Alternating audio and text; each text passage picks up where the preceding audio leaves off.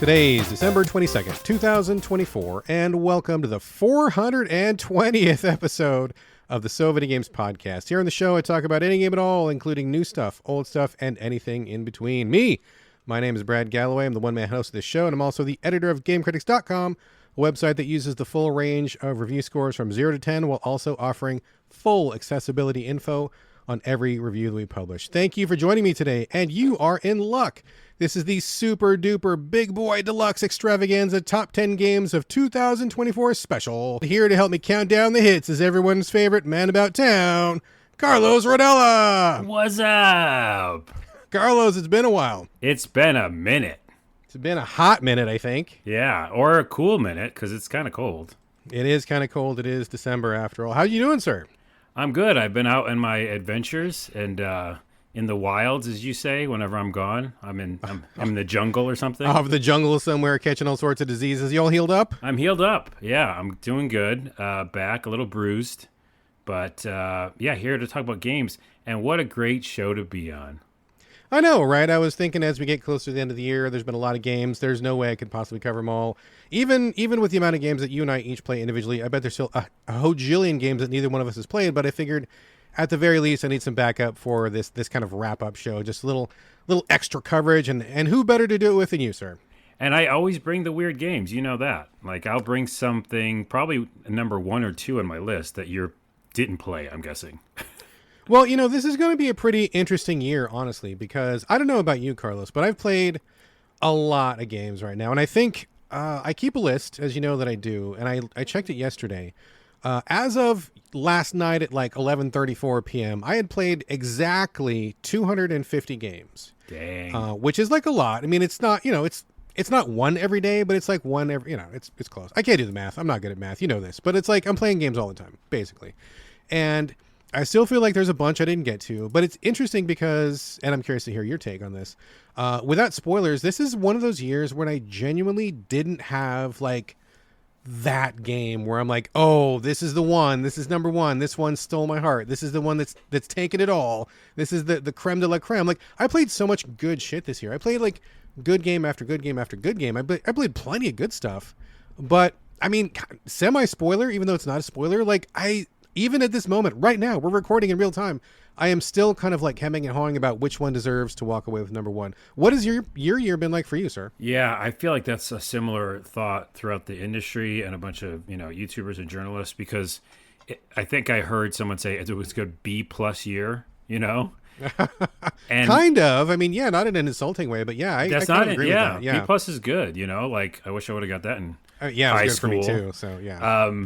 But yeah, I think for me, it's similar. I'm looking at my list right now, and they're all, like, some are very, very good, but none of them are, like, my game. Weirdly enough, and also a spoiler, some of the ones that I thought were going to be my game, like, were a little bit disappointing. Yeah. You know what I mean? True. And I think one of them is probably for both of us.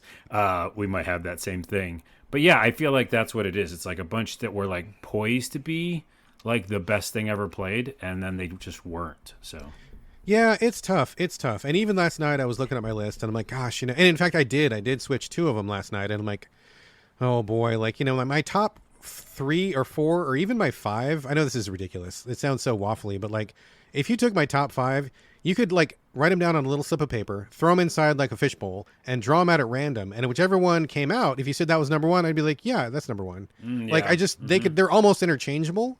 And that's, you know, because they're all great, but also, I hate to say it, but just none of them had that spark, that little thing that just like hooked me beyond all else. I mean, I played so much good stuff, but still. Anyway. I think you're so right, because I'm looking at my list right now, and they literally all could be interchangeable.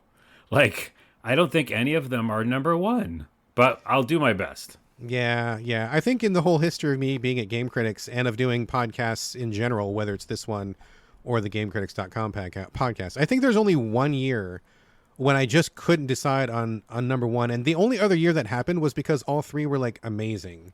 So like all 3 were so good, I couldn't decide. Yeah. And this year, I mean, kind of the same problem, but just because, I don't know, just none of them just got over the top. Anyway, okay, enough hemming and hawing. let's get right down to it. Folks, since this is a special show, we're going to skip the usual opening bits and get right to the main event, basically. But I do want to quickly remind you all there is a So Videogames Patreon if you want to support the cost of running and hosting the show. Even $1 helps, and €1 helps that much more. If you want to pitch in, you can do that over at patreon.com/the So Videogames Podcast. There's also a Discord channel where you can jump in and continue the conversation. Everyone is welcome to join free of charge. If you're not a Discord user and you're not sure what the point of it is, it's basically text chat where you can connect with other listeners, talk about the show, games, anything else you like. If you want to get in on that, just shoot me an email and I will hook you up. Contact info coming up at the end of the show. And with that, I say let's roll. Carlos, you ready? Almost ready. I have one piece of housekeeping. Oh my God. I know. Housekeeping from Carlos. All right, let's go. Just to say that I'm restarting my Glitch to the Ground channel. So that's over on YouTube and it's on TikTok for now, because that might be gone soon. Until January 19th. Yeah. They'll probably just sell to a U.S. company. And it's on Instagram as well. But just mainly YouTube. I'm kind of redoing my YouTube channel, Glitch to the Ground. And yeah, I just love playing games wrong, as you know, and doing weird things in games. And that's that channel for it. So I just want to tell people that's what I'm doing. Right on, right on. Sounds good. Excellent. Okay. All right. Any other housekeeping, brother? Nope. I'm ready. Let's do it. I got nothing else. Let's just get on with it. So, folks, we do have an ordered or semi-ordered list of games. I've got 10. Carlos has got 10. We're going to get to that. I also solicited picks and pans from the people listening to the show, from our Discord, from social media, wherever people contact us here at the show, that we got their list. That's going to be coming up at the end. And before that, before we get into the main event, we do have a couple of alternate categories here, just a couple.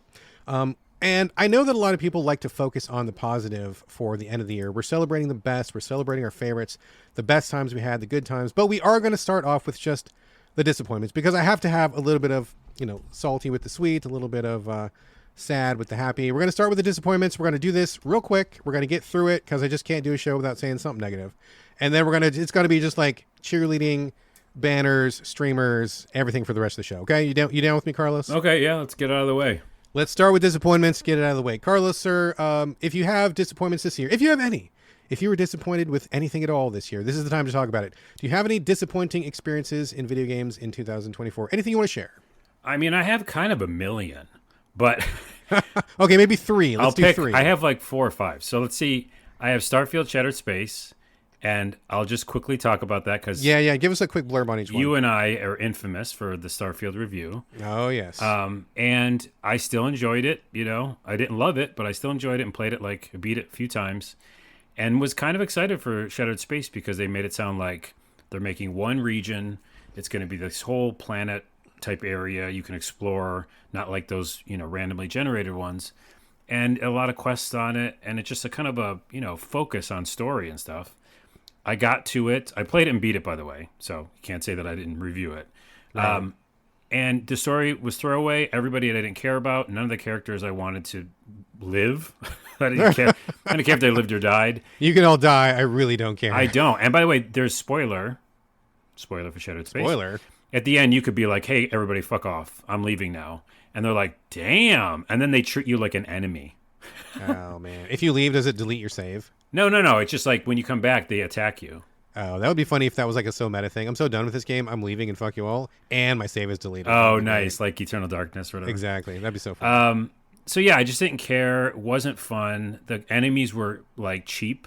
They would teleport in and out. So it's a thing you didn't even have in the base game. Yeah. It's just garbage. I mean, it's the biggest piece of garbage. And for them to be spending so much time on it, I don't want to speak, too bad, although I just called it garbage, but disappointment it doesn't get much sure. worse than that. Yeah. And then also Star Wars Outlaws. Jeez Louise. That was on my list as well, spoiler. Okay, well, we both could talk about it quickly. I did stop playing it. I didn't like the structure or the playability. I didn't like the little, what's it called, stealth missions where you just got caught and it was over. Yeah, those were terrible. Terrible. And just overall, I didn't feel good on the bike. I didn't like my time in the world. And yet, I liked the world. I liked that little creature. I liked some of the stuff they were telling about, and the factions and stuff. But I just found myself very, laborious playing it. Let me ask you, did you play it right at launch or did you play it afterwards? I played at launch and then again afterwards a little. I mean, I saw some of those bugs. I didn't see if they fixed those stealth missions, did they? Well, I was going to say, just to be fair to the game, because this is also on my disappointments list, and I'll get to that reason in a second. I was just going to say, I know that we have a number of people listening to the show who actually like the game quite a bit, and many of them had reported back, although primarily it was John from over at Gaming in the Wild. I know he's a real big supporter of this game, and I know he likes it quite a bit. And he was saying that whatever the most recent patches were, that they fixed a lot of the stealth, fixed a lot of the issues that some people were having, and he said it was a significantly improved experience. So much so that he had almost talked me into going back and trying it again. He did not quite get me over my resistance, but he made a pretty good pitch for it. So I was wondering if you had played the newest version or not, because I played it right at launch, and I was like, okay, I'm done with this. I played it like again at launch and then a little after, and I can see what he means because there's some really cool, spectacular moments and cool world building. So there's something there, but the act of playing it, I did not enjoy like very much. So Yeah, same for me. I played it right at launch, and so again, to be fair, it was quite buggy. I hit a lot of bugs. There were some stealth bugs.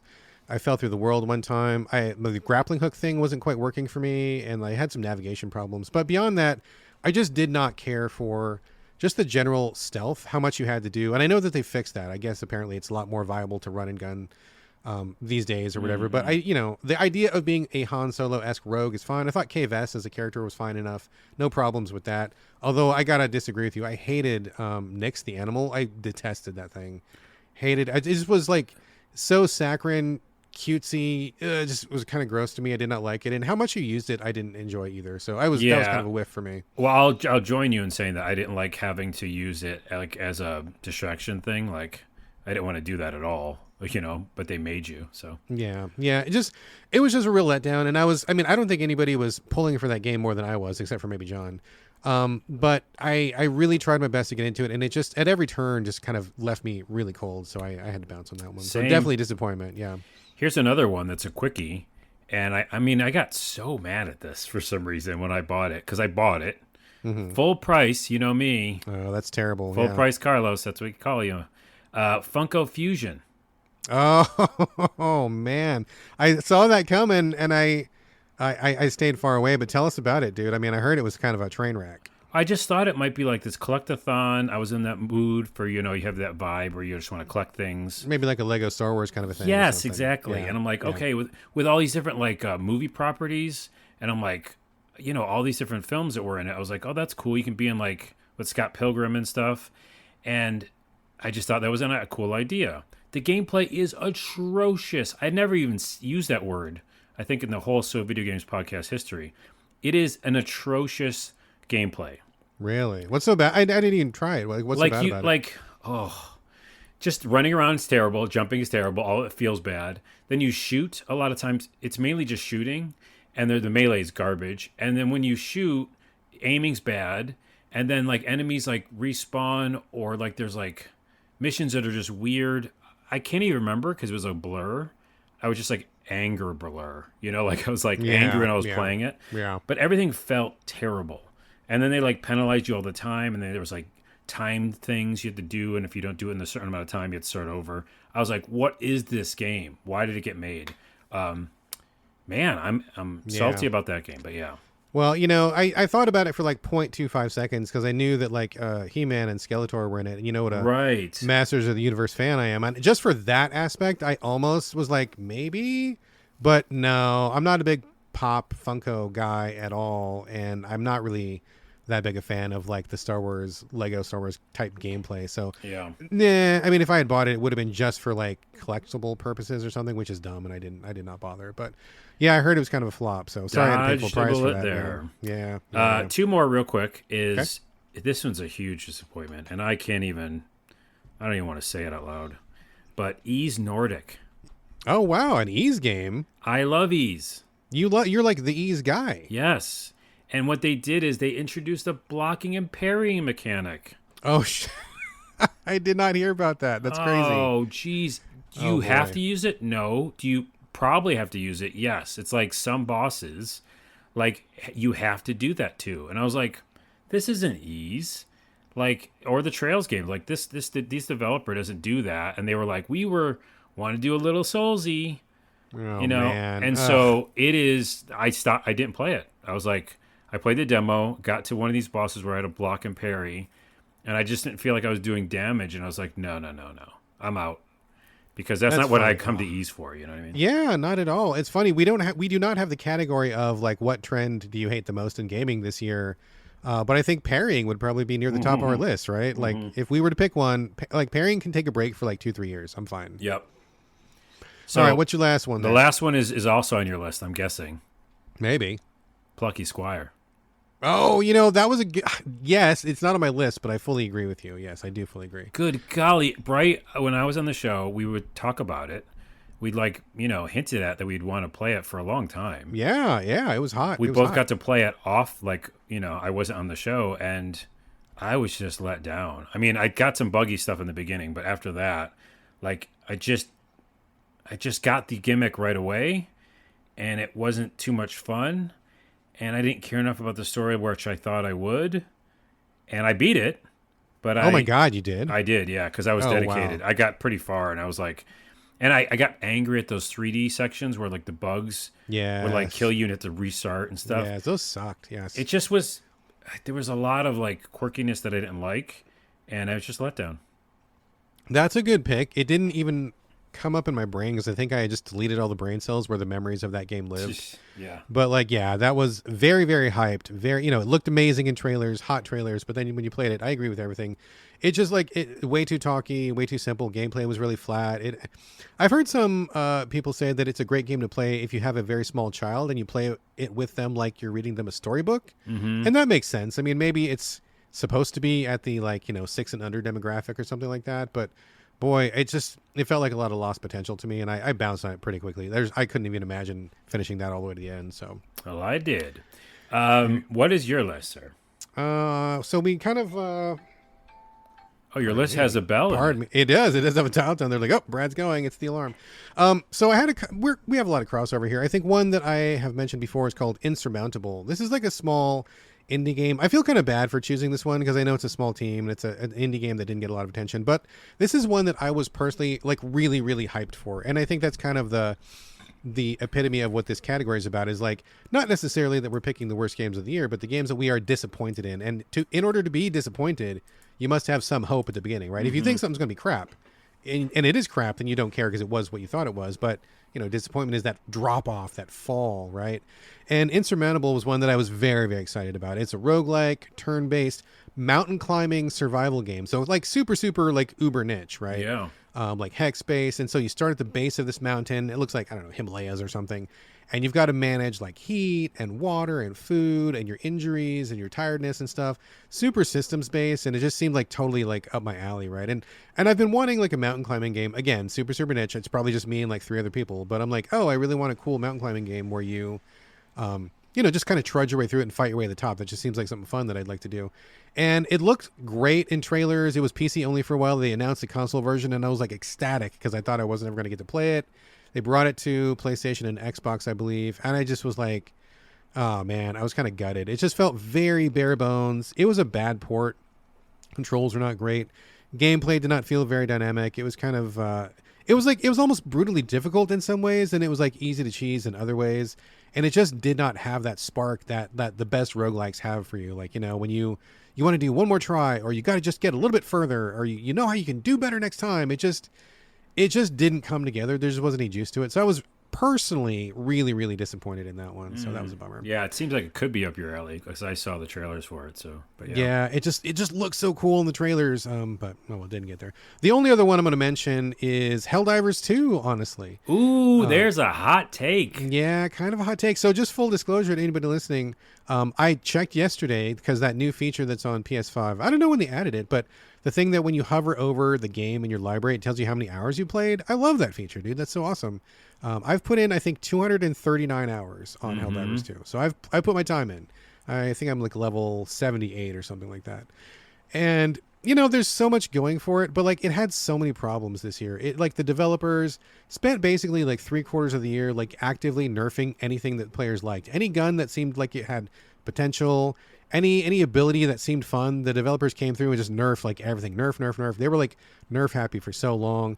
The game is still really super buggy, even after all this time. It's been out for like what, a year basically, and you're still seeing like weird collision glitches. Sometimes things don't happen. My son can't get the audio to work on his PC version. You'll often see like giant triangles over in the distance, and you think it's like a big monster or something crazy coming or a boss, but it's just like a little bug where the triangles are just glitching out so hard they're filling up the entire sky, and just like weird shit keeps happening to it. On top of the fact that the developers like really dropped the ball by demanding people have a PSN account like months after they started playing, like on PC when people would jump in. We saw the player base like totally fall off a cliff because people didn't want to sign up for PSN after they'd already been playing for months. And it just seemed like so many mistakes they were making. Like they didn't have good content. They were missing a lot of stuff. And just like what was going on? It started off with such a bang, had such potential. And the developers, it wasn't even until like fourth quarter when they finally were like, okay, wait, we're fucking up. We hear your complaints. Everybody's mad at us in our Discord. We get it. And now we're going to turn things around. And to their credit, they have made some improvements. They introduced vehicles. Finally, we got to see the third faction. Finally, they did massive buffs. They did like one buff a day for like a solid month. So they did like 30 buffs in a row to the weapons, which was like way overdue and really welcome. So it's gotten back into much better shape these days.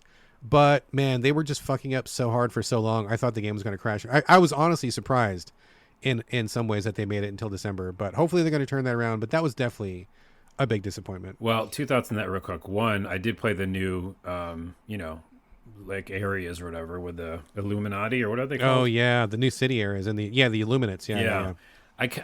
Again, I don't want to be. I played a lot of that game. Too negative here, but this is the negative section. This is the negative section. This is the time for it.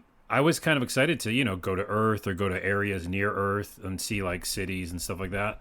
And then I got to the first city and I was like, oh, this is like a Unity demo or like Unreal 5. They put in city and like put down car and put down building.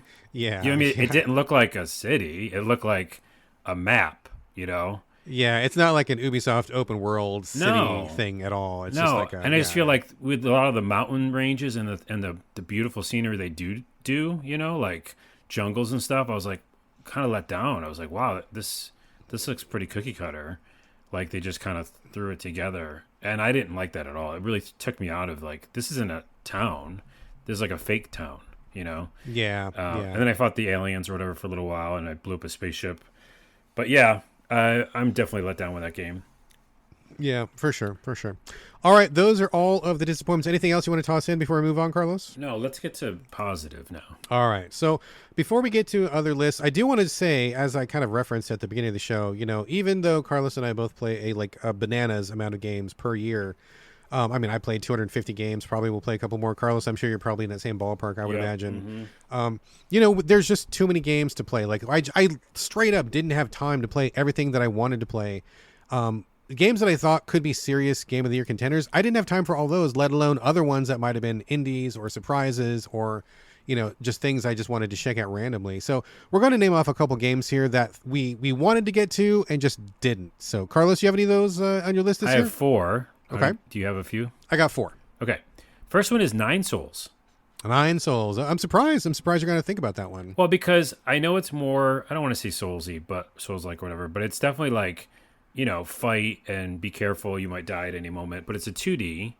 It's a smaller studio. Other people speak really highly of it. It might be on your list. I don't know. Not on my list. I'll spoil that right now. Not on my list. Okay. But it just looks like so well done, and one of those things where like you get in a flow state with the combat, and I'm still thinking about it. So you're gonna tell me not to play it? Well, I've heard. I have a lot of friends who played it, and they're all the Souls people, right? So like, if you liked Hollow Knight, it seems like it's right. Some people have said it's even harder than Hollow Knight in some ways, and I felt like Hollow Knight was pretty difficult. So I've heard a lot of folks say that it's kind of player unfriendly in a few places. The difficulty is really hard, even on the easiest setting. And you got to really kind of fight for it. You got to really want to be there, and I don't know if that's your vibe. Yeah, maybe not. Maybe it's okay I didn't play it. Right. I wanted to play more Throne and Liberty, although I think What is that? Is that from Amazon Games? It's an MMO. No, it's okay. not. I don't know. I think it's Amazon. That's Amazon's New World. Anyways, I think it might be getting shut down or stopped. I don't know, maybe not. But Oh no. either way, I played it one time and I had a really good time. And I was like, oh, maybe this is the MMO that I'm gonna play, because I turned into a monster and I just loved all of the gameplay. Like it felt fun as shit to play. But anyways, maybe I dodged a bullet with that one. And then Thaumaturge. Thaumaturge. Yes. Which I think you talked about, right? Yeah, I did talk about it a while ago, and I have played it. It's not on my list this year, but I'm in the middle of a play right now. Yeah, for sure. Okay. Yeah, very, very interested in that. And the last one is one that, and I'm sure there's more. I can't remember all of them. But this one you're going to be mad at me for even putting on the list, is Unknown 9 Awakening. Oh, man. So you never made it. I know you were looking at that one for a while. You never made it around. I was looking at it hard. It's definitely like what's the other controversial one that I liked and no one did? I mean, that's many games. Forspoken. Oh, Forspoken. Yes. I really enjoyed that. It's that kind of game where it's like, it's actively, reviewed as bad. Yes. But there's something in it about like taking over other bodies, and that's one of your main powers. Right. And making an NPC do dumb things and then coming back. Like that seems totally fun to me. But I just didn't get it because it stayed at full price. And I couldn't, figure out doing that. So that was one I was looking at too. I know that one got reviewed pretty rough, but I will agree with you. It seemed like there was some fun to be had there. I do like the body takeover mechanic and female protagonist, and it looked like they were, correct me if I'm wrong, but it seemed to be using like some of Indian mythology, like some of that kind of stuff in the story, which we don't get a lot of. Yeah. So I was definitely interested in it, but again, I do not think we got a review copy, or maybe we didn't ask for one. But I didn't have the bandwidth to play it at the time, and like you said, it didn't drop, and so maybe it'll come to Game Pass sometime or something like that. But yeah, I'll look for it. All right, interesting. All right, the games that I did not have time for, the biggest one, which you probably won't believe I'm even saying this, but like Dragon's Dogma 2, I just did not have time for this year. That doesn't make any sense. I'm leaving the podcast. I know, right? Like, I'm one of the biggest fans of Dragon's Dogma 1, one of the biggest supporters, and I got it like immediately when it came out.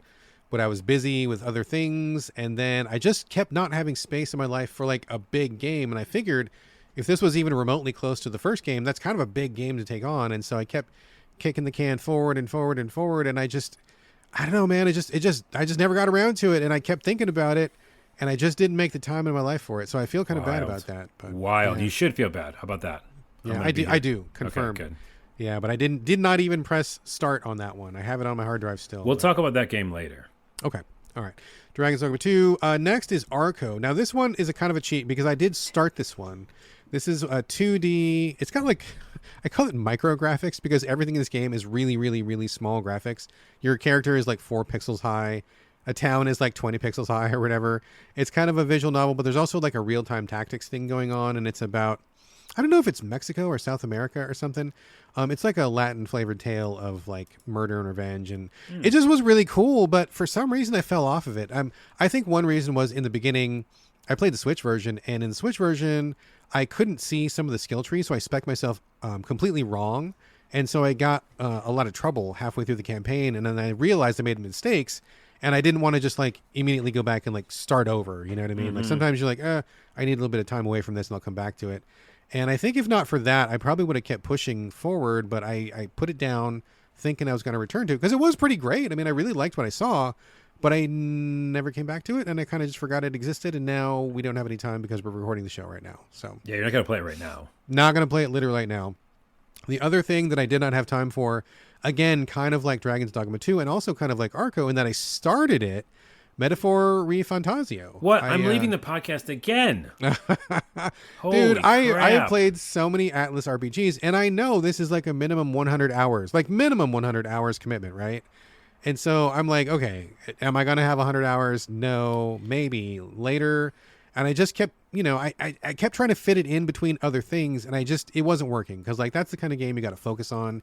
You really got to pay attention to the story and pay attention to the way you're speccing and you're building your characters and stuff. And I was like, It is, but can I remind you of something, which I would normally do if I was on the show, is you can play games and then just leave them. You could just leave them. No, I mean, you can, but if I was going to play this, I was going to finish it because I liked what I saw. I played the first chunk. I got, I don't know, like 10 hours into it maybe. And I'm like, yeah, this is dope. I like it. But I just didn't have time to finish it because stuff kept coming up for the show, life, whatever. And anyway, I know a lot of people like it. I bet it's awesome. I just didn't have time to finish it. And the last one, which this one I did not even press start on, was Unicorn Overlord from Vanillaware. That's a good pick. I like. Yeah, I like a lot of Vanillaware. I'm like a 50-50 guy on Vanillaware. 50% I think are fucking amazing. 50% I don't care for. But I think I'm more a supporter than I'm not. And this, with the tactics and the art style and everything, it seemed like it was up my alley for sure. But again, I don't know what happened. It slipped through the cracks. I didn't have time for it. So I did not even start, not even 1 minute of gameplay. But I heard a lot of people mention it, and it's on a lot of people's lists. So I will get to it, I guess, in 2025. I don't know. I'll add that to my list real quick because I did start it. And I did love it, and the art's amazing, and I love Vanillaware. I just was taken aback that you don't fight at all. It's like auto battler, right? Yeah. And so I was like, maybe I don't want to play this, but then I kept thinking about it because it's really good too. So yeah, I should maybe go back to that. Maybe it'll be my January play or something like that. Yeah. So we'll see. All right, let's go to the next category here. Only one more category to go before we get into the top 10, and that is honorable mentions. These are games that we liked, that we played, we spent time with, and for whatever reason, didn't quite make it into the top 10. I've got 3 picks. Carlos, how many honorable mentions do you have? Jeez, I have like 150. Let's try 3. I have. Can I do like 6 maybe? That's fine. Go for it. Okay. Yeah. Not 150 though. First off is almost a disappointment as well as honorable mention. Okay. Can you do that? Can you? Yeah, do whatever you want, man. Bloomtown. Oh shit, dude! I didn't even try this one. I had my eye on this one because it's from Lazy Bear. Is that right? I don't remember. The people who made Graveyard Keeper, correct? Yes? I think that's right. Yeah. Fuck, I love Graveyard Keeper so much. That's one of my. I got to play that game before I die. Right? Like I got to play. Yeah, it's like an Earthbound too. So it's like Earthbound as well, and so you kind of like are in a little village and doing like normal things. Okay. But then there's like spookiness, and then there's combat. So like all those things check all my boxes. Yeah, that sounds amazing. What happened? I bounced. Like, why? I'm trying to think of what it was. Either too slow, I didn't like the combat enough, something wasn't hooking me where I thought I should be hooked. And it even has like an Undertale vibe at some point, and I just found myself not wanting to go back to it. It's crazy. But I'm putting it as a mention because it's like got a great vibe, especially for Halloween. I played it during Halloween. It's got a spooky vibe, a cool little town, and there's a lot of good things about it. But yeah, so it's a mention. I bought that on the day it dropped because I'm such a huge Graveyard Keeper fan. And in fact, Punch Club 2, which is also from Lazy Bear, is fucking amazing. I tried to finish Punch Club 2. It's such a long game. I got about halfway through. I'm still playing it. It's still on my Switch, but I love everything that Lazy Bear does. I think they are honestly like low-key one of the best developers out there in their niche. And like, I don't think they get nearly the props that they deserve, but I bought Bloomtown the second it dropped, and I fucking never started it. Did not even play it, but I wanted to support the devs. So I'll go back to it again. It's still on my mention list because I think it's cool. And very similarly, one that I didn't finish, but I did like my time with was Galaxyland.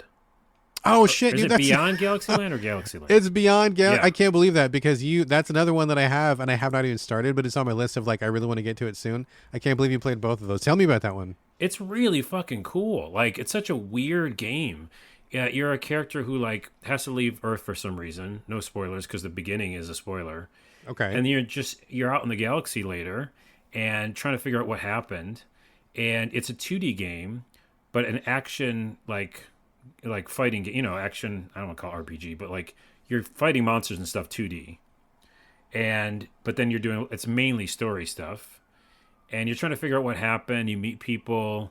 You have a funny little hamster guinea pig thing that turns into like half human who hangs out with you. Mm-hmm.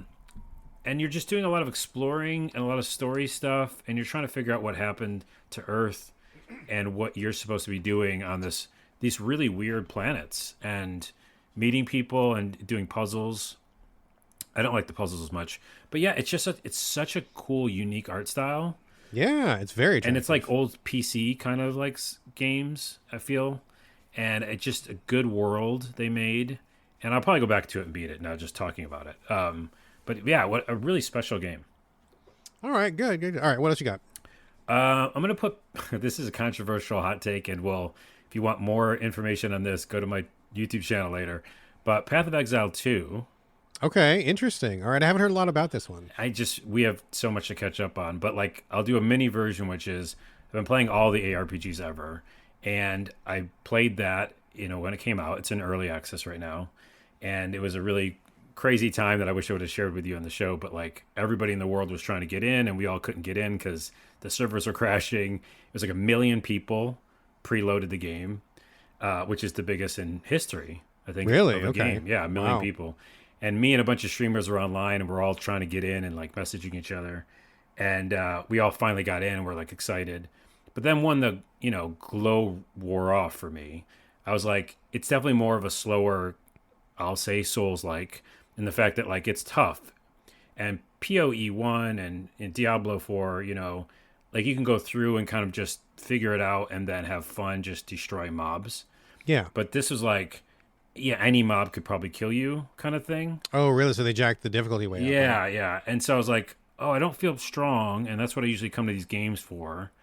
But then I figured out some build that I liked, and I was like a ice monk. And I was like, this is fucking cool. So I went up and down with that game.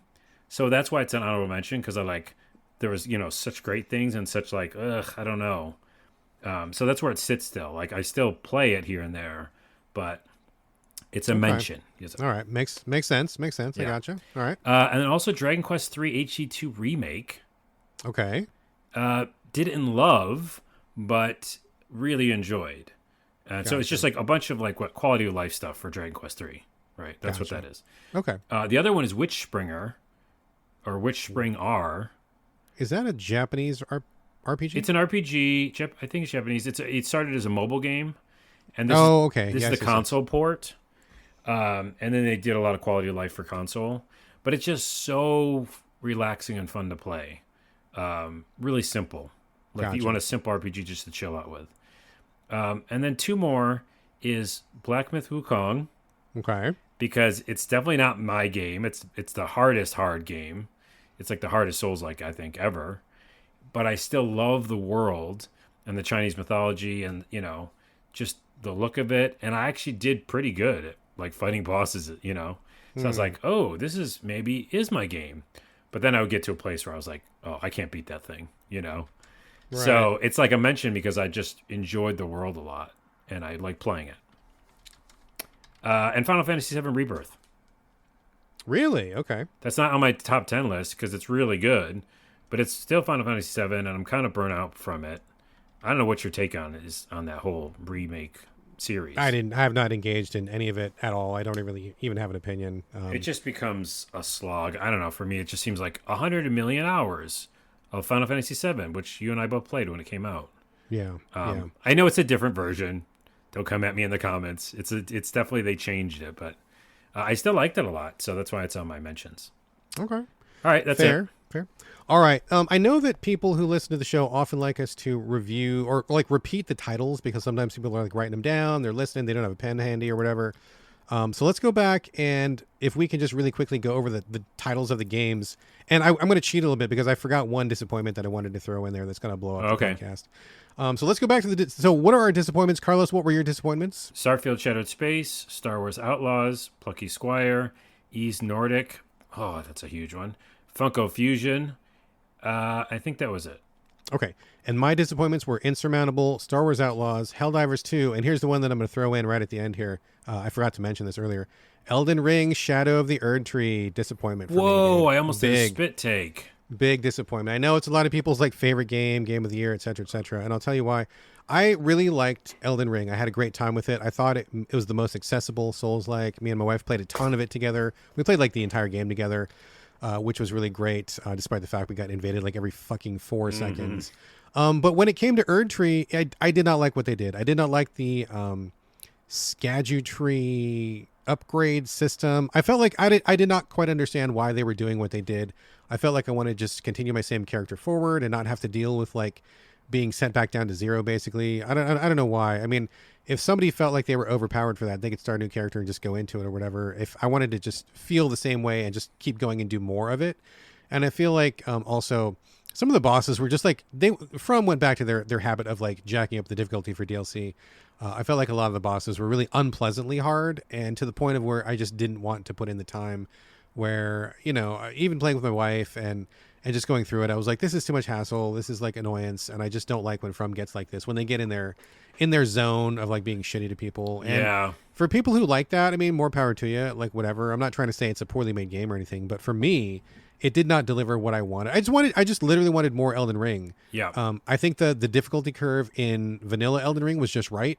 I felt like there was lots of options. I felt like it was really approachable, and I just did not care for kind of the quasi reset and the too hard bosses. So I didn't even finish it. I'm going to add that to my list, and I didn't finish it either, which is crazy because both of us played, a shit ton of Elden Ring. So. Yeah, and my wife was like super psyched. That was probably the thing she was most excited about the whole year, and she got into it. She didn't finish it either. We both kind of just like really fell off of it and just were kind of mutually disappointed in it. So I'm sure some people are like screaming at the podcast player right now, but real talk, man, Elden Ring Shadow of the Erdtree was not it for me. So okay. Okay, list off the games we didn't have time for. What were your games, Carlos? Oh, geez, all of them? My list is a little messy. Hold on. I'll do mine first while you clean up your list. Okay. The games I did not have time for were Dragon's Dogma 2, Unicorn Overlord, Arco, and Metaphor Refantasio. Carlos, what did you have? Oh, Nine Souls, the Thaumaturge. I can't say it right every time.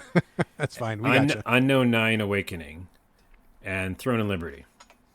Perfect. And let's see. We went through honorable mentions. I didn't say my honorable mentions, did I? Did you? I didn't. Oh. I don't think I did. Okay, what were your honorable mentions one more time? Just the titles? Oh, yeah. Black Myth, Wukong, Final Fantasy VII Rebirth, Beyond Galaxy Land, Path of Exile 2, Dragon Quest III HD2 Remake, Witch Springer, and Bloomtown. Perfect. And my 3 honorable mentions were, number 1, Little Guardsman. I played this on the Switch. It's a 2D. It's like Papers, Please. Oh, yeah. But cutesy and cartoony and medieval. Great art style, great premise. It was really fun. I think, gosh, I'm trying to remember why I even fell off of it. I think I got about like more than halfway through. I think I was probably 3/4 of the way through. And for whatever reason, I ended up putting it down, and I just could not pick it back up, even though I really enjoyed my time with it. And I feel like I'm doing this game a disservice because I think it's a really good one. I should probably go back and just like restart it and go for it again. It won some awards and stuff on like indie, something. Yeah, it's a legit good game, and I honestly can't remember exactly why I didn't pick it back up. But I had a great time with it, and I feel like I should probably finish it. SteamWorld Heist 2 is an honorable mention. I think that this is basically one of those games that is absolutely nothing wrong with it. Like, it is just correct in every way. And yet I didn't feel the pull to kind of like see it through all the way to the end. Like, graphics, great. Story, whatever. It's like a strategy game, so I don't really care that much about the story, but it was fine. Mechanics, great. Character options, great. I mean, gameplay was great. Everything about it was great. Like, literally, I have literally no complaints about it at all. And I was a huge fan of the first SteamWorld Heist. I mean, I think maybe that's it, right? I think if there's any criticism to be made of it, is that it's maybe a little bit too similar to the first one. And I really love the first one a lot. And I kind of felt like a little bit like I was getting the same experience again, which is not necessarily a bad thing. If you didn't play number 1, definitely play number 2, because it's bigger and better and more balanced in some ways. I mean, it's just like a great all around game. I just didn't feel compelled to finish it, I guess. Does that make sense at all to you? Yeah. So SteamWorld Heist 2. And the last honorable mention I want to give is Helldivers 2. Oh, disappointment and honorable mention. Yeah. I mean, despite all the stuff that I talked about in the disappointment section, I'm still playing it, man. I'm playing it at least once or twice a week, if not more. Have fun playing with my son, and or just grouping up the randos is still pretty good. I do enjoy just the general gameplay. The moment-to-moment gameplay, when things are going right, when the game is working and things are going well, is really fun. Like, I just had a really intense match yesterday where we were fighting the Illuminates, and we're in a really hard level, and I'm like, God, fuck these guys. These guys are really hard. Because the Illuminates are pretty difficult, I think. And, didn't meet these people, but I dropped in the Jeep, and we were driving around. Everybody knew what was going down, right? Like, I jumped in the gun turret, somebody drove. We ran around, shot some guys. We collected our teammates that were off in the distance, and just everything kind of came together. And when it's popping, like, it's a really fun time. And so that's kind of what makes me stay, and what makes me not delete it, and what makes me really want to pull for the developers of like, I really want you guys to get your shit together, because I want to embrace this game with no caveats, right? The way that I did with Helldivers 1. And so I think they're on the path. I think that their changes, the buffs, and everything they've done in the fourth quarter were really all steps in the right direction. So hoping they got their head on straight and keep it there. And it was too problematic for me to put it on my list because I just had too many negatives this year and it was too rocky of a ride. Yeah. But that's not to say that I didn't have good times. And like I said, I played like 200 plus hours of it, and I don't do that with bad games. And so yeah, I think it's that flow state because when I went back to it to play against the Illuminati or whatever they're called, Illuminates, yeah, I was like, oh, immediately I remembered all the controls, and I was like, I was playing like a boss. I was like, oh yeah, I'm just right back into this. And it feels fun. I'm jumping, and the weird physics are still there. And I guess maybe that's why a lot of those bugs are still there because they're kind of like, part of it. I don't know. And I was like, yeah, I could see myself playing this for a while, So there's something there in the bones that are still good. And before we leave this category, I have one more now. Okay, one more. What you got? And we're not going to go long. Go for it. I was contemplating putting in my top 10 because there's all this controversy right now, which I'm sure you don't know of, with Path of Exile and Diablo 4, and everyone a lot of people against D4 because, I don't know, weirdness, nerd stuff. Sure. But D4's DLC came out this year, so I can count that. And I went back to it before PoE, and I was like, oh, this is incredible. And similar to Helldivers, I played 362 hours of D4 I just looked at. That's a hell of a lot of hours. Yeah. And so not only did I beat that game many times, multiple times or whatever, and all the things you can do in it, but going to the DLC, it's such a cool story. And they also, as a solo player, you get companions, which is a really cool mechanic. And everything just feels amazing. Like, somewhat different than PoE, which is like kind of figuring things out. Like, how do I work this build? It's just like go and play. Like, just go kick ass. Yeah. So I gotta mention it as honorable mention because I'm still playing it and it's still fun as shit. So if you're a little tired of PoE too and you need like a break, I tell people just go to D4 for a little while. There's no one's better than the other, right? They're just different. Yeah, slightly different flavors, but both delicious, huh? Yeah, both delicious. All right, fair enough. All right, so that was all of the preamble, all the categories that we're going to go through, and now there's nothing left but the main event, the steak on the plate, the big tamale. That's not a thing people say, is it? No. The what is that tamale? Hot tamale? No, that's a different thing. Wait, now it's going to bother me. Enchilada. It's an enchilada. The big enchilada? Yeah, maybe. Whatever. It doesn't matter. Yeah. What we're talking about is the top 10, not the top 10 Mexican foods that I love. No, we're talking about the top 10 of 2024. I have 10 selections. It was hard to choose this year. Carlos, you have 10 selections, yes? I right now have 11. You know me. Oh, I have 11. Okay. All right. And I'm going to take one off as we start. Do you need to put one more in your honorable mentions category? That's where it's going to have to go. Okay. You want to do it now? He's asking me like maybe a dad. You want to do it now? Are you going to go now? You want to go now, or can you make it to the store? Can you make it till later? Yeah. That's what I heard. I guess we'll have to do it right now, and I'm going to pick it right now in real time. Okay, so this is your extra. You're kicking one out, and it's going to go into the honorable mentions. It's going out the door. All right. And also, it didn't come out this year, so it's okay. Oh, that's fine then. Rise of the Ronin. Oh, yeah, dude. Okay, interesting. Yeah, I played that one too. But go ahead. Rise of Ronin? Rise of the Ronin? Rise of the Ronin, yes. Yeah. Go ahead. I just really will quickly say, I never played it when it came out, PS5 exclusive. It's fucking great. And I was like, wait, what? It's like open world game where you do a bunch of missions.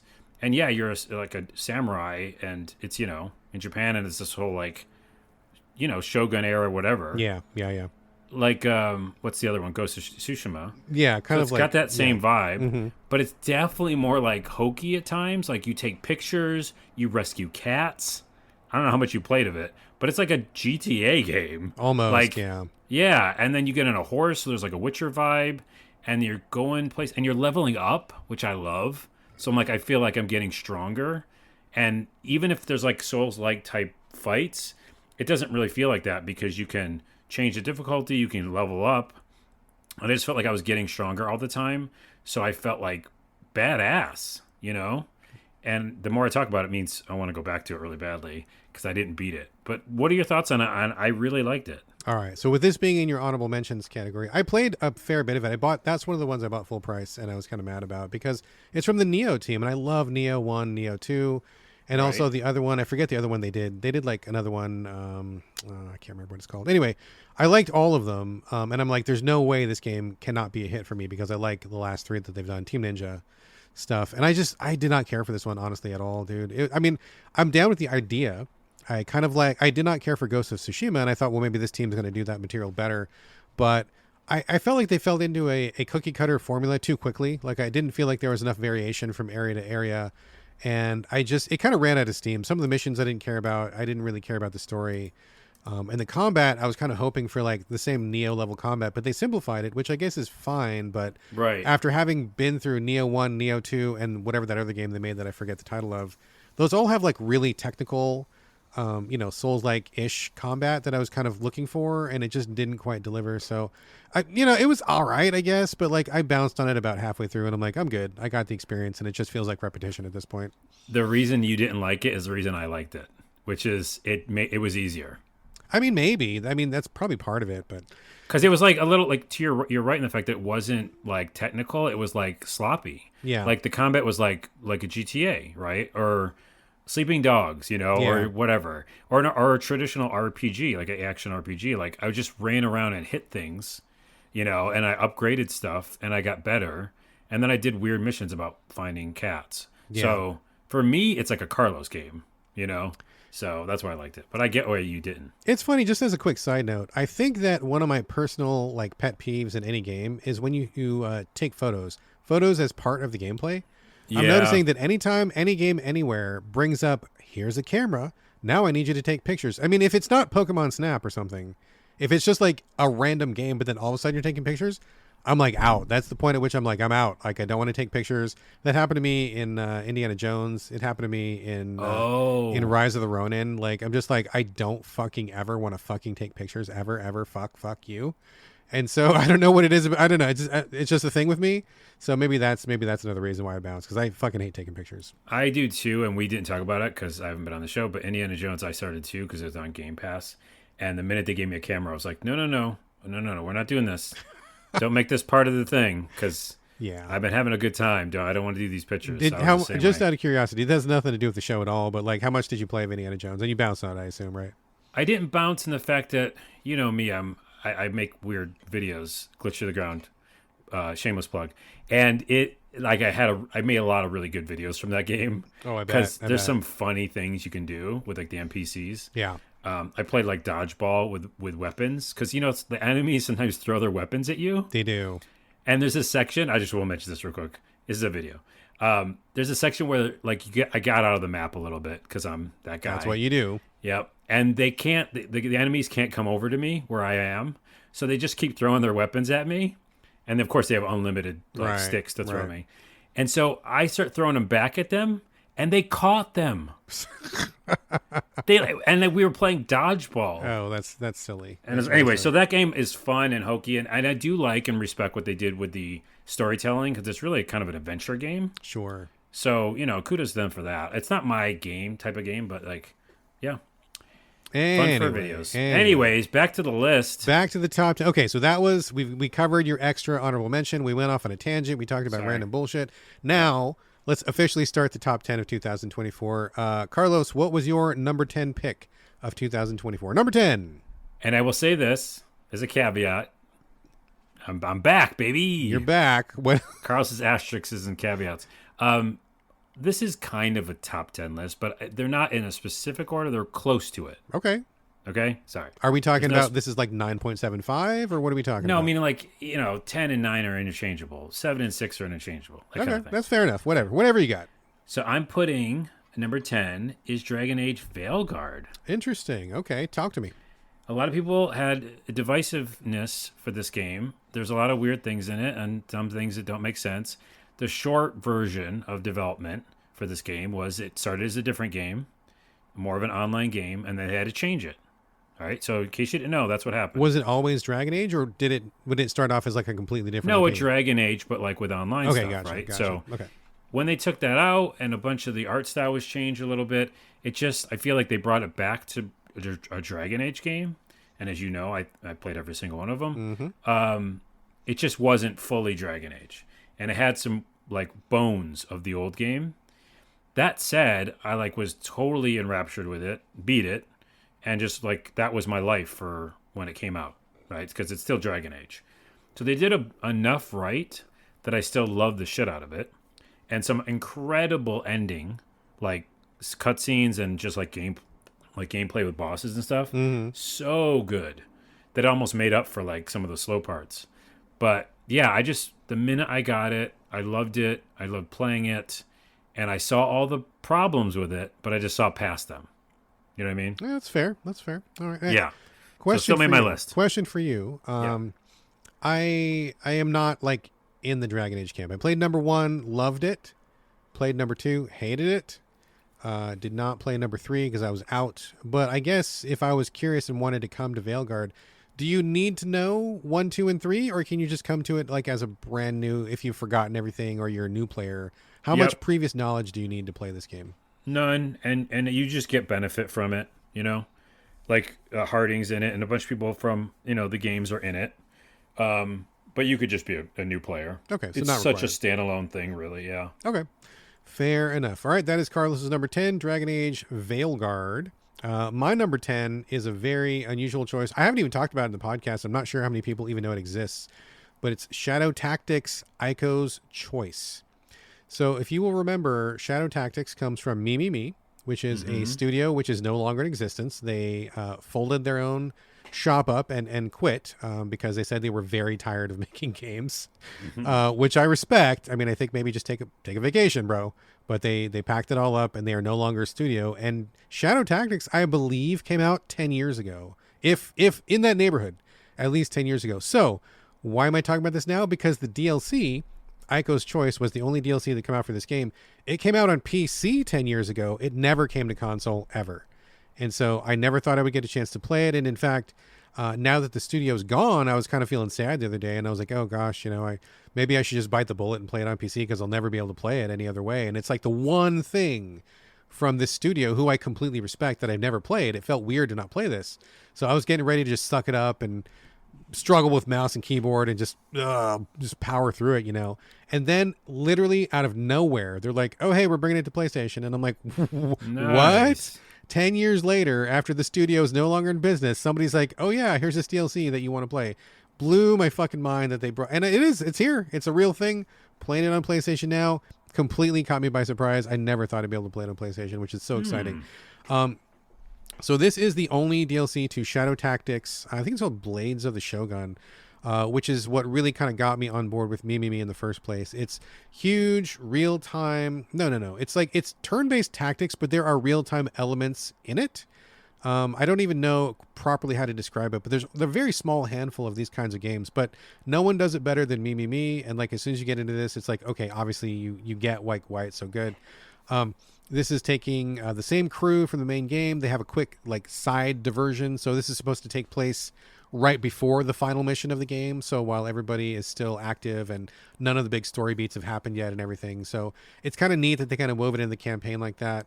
And just going back to this after so many years is just like, oh man, like it's so great to, it's like in your room, you're digging through your stuff and you pull out like, I don't know, like a cassette tape or something where you're like, oh god, this is so old. I remember this from back in the day. It's so great to go back to this thing, like something from your past that you never thought you'd see again.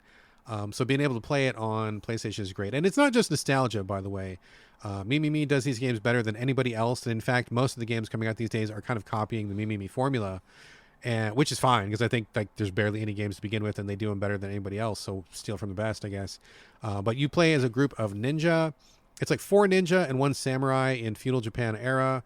A lot of shit going down. And so you take your characters into these giant maps and you got to just figure out, like, using all your different powers, climbing rooftops, hiding in bushes, throwing ninja stars, all that kind of stuff, but on a tactical sense. And the big hook to this is you're able to program multiple moves at the same time. So you can have 4 or 5 characters all doing something at literally the same time to get through situations that otherwise would be impossible. So I love the formula. I love the game. It's such a treat to be able to finally, after all these years, play the one piece of content that I never was able to play before. So very exciting stuff for me. That's a perfect number 10. Yeah, I dig it, man. I dig it. So there you go. Number 10 for me, Shadow Tactics, Ico's Choice, the DLC. And just FYI, it is standalone. You do not need the base game to play this, although having that knowledge will help. But you can just jump into it. All right, Carlos, number 9. Okay, another RPG, and I'm looking up the name of it again. Why am I looking up? Why are you looking up the name of it, dude? If I don't know it, it's because it's got a long name, and I want to make sure I got it right. And there's like another game that's like it. It's Grand Blue Fantasy Relink. Oh, okay, all right. There's one that's called Rising or something. There's another fighting game or something. I can't keep all these straight, man. I know. So I played a lot in that series. This one I was on my highly anticipated wish list. I don't know if we talked about it in the I think show, we did talk about it. I think we did talk about it before, yeah. It's just does a lot of things right. It's an action RPG. It's, again, similar to Dragon Age in the fact that, like, it's comfort food. I know what I'm getting from a Grand Blue game, or at least I think I know what I'm getting. It's got a vibe of, like, there's a story campaign, and you're, have a party of people, and you do an action RPG stuff. But it also has this, like, vibe of when you get strong enough, you can do side things and take on these side monsters. I don't want to say MMO, but those games that go like, you could just go over here where you're not supposed to be in like this level, crazy high level monster and try to take him on, It's at that vibe too. Like separate dungeons and stuff. And then when you finish the game, you can play more. There's like a lot more to do. Okay. And a lot bigger monsters to do. And like, yeah, it's kind of like an online feel, although it's a single player game. So I just love the world they built. The art's so cool. I like the characters. I just like existing in the world. And the moment-to-moment gameplay, action RPG, running around, fighting things, felt very good. And it's kind of what I wanted, exactly what I wanted. And epic ending, yeah, very similar to Dragon Age, kind of why I like it. And I'm realizing right now we totally talk about games differently because I'm like, and that's it. That's my review. But I don't think I need to give too much info on the game. I mean, people know Grand Blue, I think, right? Like, I think people talked about this one earlier in the year. Yeah, it's one that came up a few times for sure. Yeah, action RPG goodness, I'll say, and I just really enjoyed it. And it's similar to Dragon Age and a couple other games on this list where when an RPG that I like comes out, it's my whole world. Yeah. Right? Yeah. So I played just Grand Blue for a very long time. And then when I beat it, I kept playing it. So like it had to be on my list, right? That's like high praise for a game where you like beat it, you keep playing it, keep trying to like beat other monsters and stuff. Is this the one that people were for a while comparing to Monster Hunter because you can like you do like multiplayer like boss attacks at the end of the game? I think that's what it is. Okay. That's what it is. Like other bosses to fight, yes, like yes. Monster Hunter feel. Okay. But then when you beat in the campaign and you feel really good about your build, I'll call it, but your characters and stuff, it's like, no, it feels really good to go back to that world after you beat it. So Gotcha. All right, cool. Love it. It's on my list. There you go. All right, that was your number 9. My number 9, Wild Bastards. Played this one fairly recently, and it's a really great one. It is a first-person sci-fi western roguelike with some strategic elements to it. It's kind of a mishmash of like a lot of things. But basically, you take a group of space cowboys, and they're all aliens. I don't think there's even a single human being in the whole game. But like your first character is like a robot that's also a slot machine that uses a shotgun. You have a lady who's like a spider, and she's got like multiple arms, so she never has to stop to reload because her arms are constantly reloading. You get a whole bunch of like different type, alien characters, all with their own little gimmick. You throw together your teams, and you go down on kind of like Slay the Spire roguelike maps, looking for resources, trying to make your way through each area. And there's kind of a time limit because if you take too long, then these really tough bosses show up and kind of give chase. I think everything about it was really cool. I'm not big on first-person games, but I thought this one was nice because each character, you can have 2 on your team at a time, and you can also switch between teams. I think the most I ever had on a map was, 6 at one time. But basically, you kind of like switch between them as needed. You can almost think of them as like different builds, right? So maybe you're fighting a bunch of little guys, so you switch to the guy with the shotgun. And then you come up against like a big guy, so you switch to the guy who's got like maybe like a laser rifle or something. And so you kind of change characters as needed on the fly. So that gave it a strategic edge that I think a lot of first-person shooters are lacking for me. And also just the team management. Sometimes the characters on your team would not get along, and so you couldn't team them up.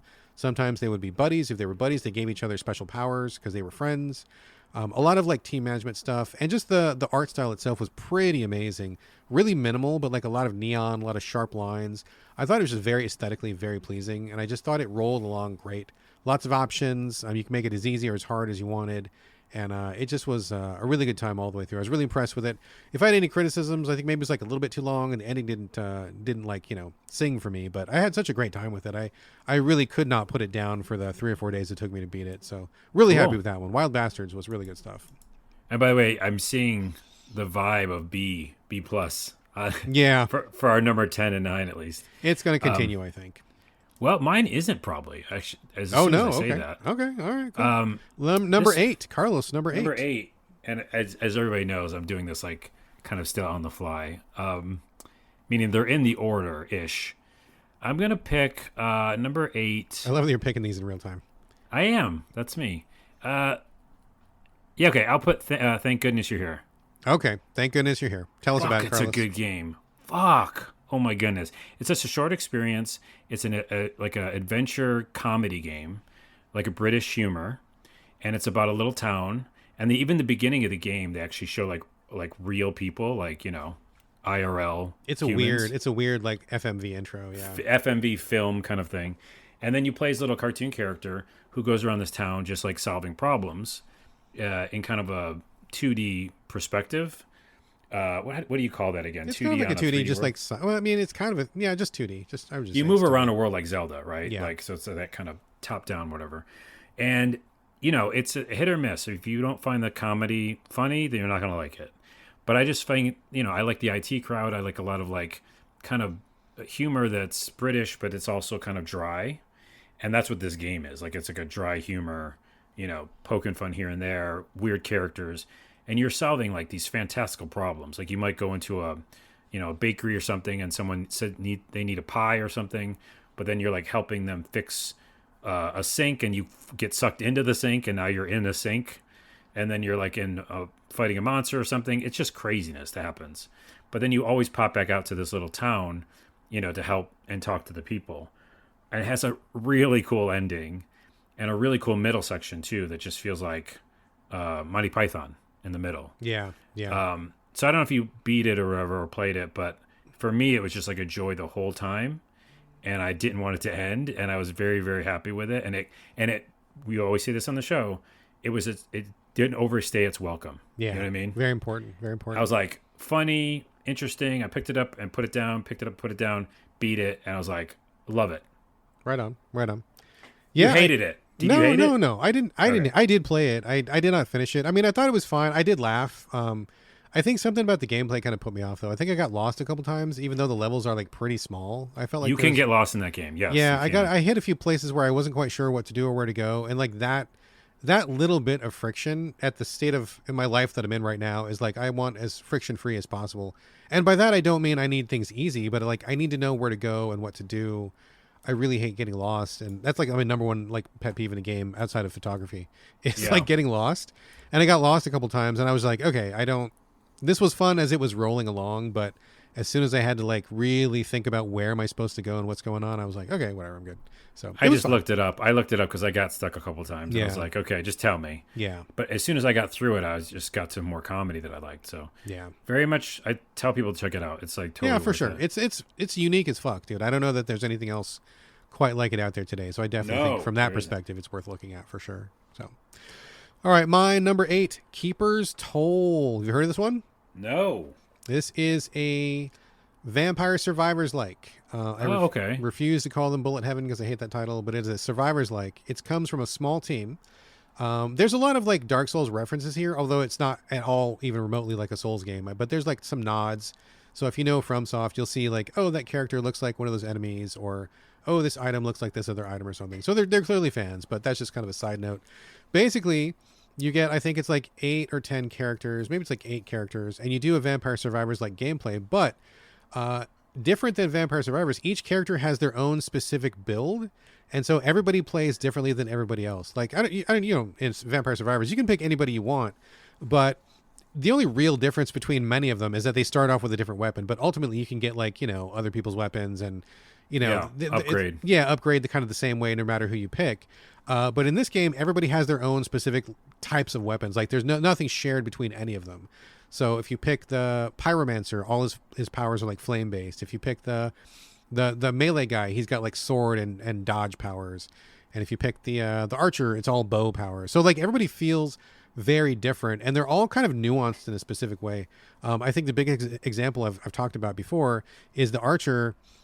This was kind of confusing at first because I think this game has a little bit of a problem with surfacing information, but it's minor. When you start with the archer, she can walk forward and shoot forward, but then you hit a button and she can walk forward and shoot backwards. And so you can go between attacking forward and then like kiting enemies around the map, which is really useful because you want to keep people at a distance because she's an archer. The pyromancer, I think he like gains life back if you burn people with his personal aura. So you're kind of playing this like game of tag sometimes, which is kind of different than the other. And like nobody else does that. So like each character had their own little path to learn, and they all played so differently. It really took like what is a proven formula of the Vampire Survivors formula and gave it like an extra layer of complexity. There's also like lots of secrets. I think a play all the way through of one level is like about 30 minutes if you don't die before that. So I think that's a great bite-sized chunk of like, okay, I felt like I did something. It had permanent persistent upgrades that were both for the game in general and also for each specific character. So you could build characters up as you went along. You got that feeling of being stronger. Your survivability went up as you went. And like, remember the first time I got to the first boss, I'm like, oh my God, this guy is fucking impossible. How's anybody supposed to beat this guy? And after I leveled up a little bit and tweaked some of my build, I'm like, beat him no problem. Like I didn't even blink at it. So I love that feeling of being able to come back and kick ass once you know what you're doing. Just really, really smart and well done overall. I've played a lot of Survivors clones this year. A lot of people want to get out on that. It kind of feels like the new Souls in which everybody wants to put out their own version of it. Totally. But this is really the only one out of all the ones I've played this year, and I've played many, that really stuck out to me as like, okay, these guys are bringing something new to the table. They're taking a slightly different spin on it. It feels different than the other ones I've played, and I fucking loved it. I beat it with a couple characters. I unlocked some of the secret stuff. I just had a great time with it. I think it's really wonderful. It has to be because I know how much you like Vampire Survivors, and to do it right, is a big deal. Keepers, what is it called? Keeper's Toll, Toll. Okay, cool. Good stuff. Love this one. All right, Carlos, number 7. All right, picking it to end real time between 2, and I will put. Write these down, by the way, because we're going to circle back and read them off. They're all written down. Okay. I'm just picking the order. Okay, we'll say. Fuck it. We'll say Metaphor Refantasio. Okay. All right. I'm sorry. Metaphor Refantasio. Whichever way you want to pronounce it is all good. Supposed to be better. You didn't play it. I played like 10 hours of it. Oh, you did? Okay. Yeah. Yeah. That's what we said at the yeah. beginning. And I liked it. It was great. I just didn't have time for it. Right. You didn't have time for it. So I did not beat it. I got really far. It's still on my list. Games can still be on the list if you not beat them. Totally fine. Not gonna discount them. But it got me back into that Persona world because I think we talked about it before. I kind of fell off of Persona, and I respect it and enjoyed, Golden and stuff. But this is a fantasy world, and so I was like, it's much more up my alley. It's an RPG in that way, and it's not a going to high school thing. But it still has kind of a double, I don't want to spoil too much, but it's got a couple things going on, and it's just, the setup I liked better. And it's so important for right now in the fact that, one, it talks about, terrible tyrants, racism, like a hardcore racism story. Kind of timely. It's super timely. And it's about like social class system, all that stuff. And it all just felt like the message was great, which is like, hey, just be friends with people, be nice to people, and respect, people's traditions and their, their people. Everybody's equal in that way. And then also it's just like a fun as shit turn-based RPG, which you gain characters as you meet them. So keeps feeling new and fresh. And I think I got stuck is the reason I stopped, because it does do the thing where it gets pretty tough. And then the other thing I didn't like, which I think they might like not do next game, is the day-week system. Oh, yeah. Which they've done a lot. And it just felt like boring and laborious in this game. Where like I was like, just give me the world to go fuck around in and like do these turn-based battles, because when you do let me go to a section, like a kind of a mini open section, and like take a dungeon on or talk to people or upgrade, it felt great. It's just that it was always tied to the day system, Right, like right. The social now what are you calendar gonna thing, yeah. yeah, what are you gonna do tonight? You're gonna waste your time. You don't want to mess up. You're gonna upgrade or talk to that person. So that stuff felt corny, but I liked a lot of the story. The graphics are amazing. That battle theme song is still in my head. Whatever it was, the monks like chanting. Yeah, yeah. And it's just a fucking great game. Like, it won a lot of game of the years for a lot of people. I don't think it's game of the year for me. I definitely fell off because of difficulty and the day system started bothering me. But I really like it, so I probably will go back and beat it. But I did pause for a minute. But it's fucking fantastic. Yeah, graphics are amazing. The UI is amazing too. We talked about that. Oh, it's so beautiful. Yeah. John and I over at Gaming in the Wild talked about that, and just how it's so flashy and fast and slick is like really a big part of the appeal for me anyway as well. So yeah. Oh wait, the biggest negative in the world, and I wasn't on the show with you, so I couldn't talk about it because I felt so mad. But they put these little particles in the air, and they don't ever leave. They're in the air forever in all the world that you go to. So there's these little particles of magic, and it's an art style, they said, but it's in your eyes. Like, you mean like it's a annoying. visual effect that you didn't like? Yeah, it's always in the air, and you can't everywhere, turn it off? always. You can't turn it off. It's the dumbest thing I've ever seen in any game, and I'm making that statement right now. That's a strong the statement. The dumbest thing I've seen in any game as a graphical style. Sorry to those people who on the dev team who wanted to do that, but I hate it. Interesting. It really it gave me frustration. I don't craziness. even remember that. I'll have to go back and keep an eye out for it because I go back don't and look, and you'll recall never that, yeah. unsee it now. I'm sorry. Oh man, you've ruined it for me. Okay. I did. It's a great game. It's on my list. That was your number 7, actually, as a matter of fact. Mm-hmm. All right, my number 7, Classified, France 44. This is Okay, hold on. Yeah. We are going to have totally two lists that are different. Yeah, I don't think we have any crossover whatsoever. Classified what now? Classified, France, apostrophe, Oh my 44. goodness.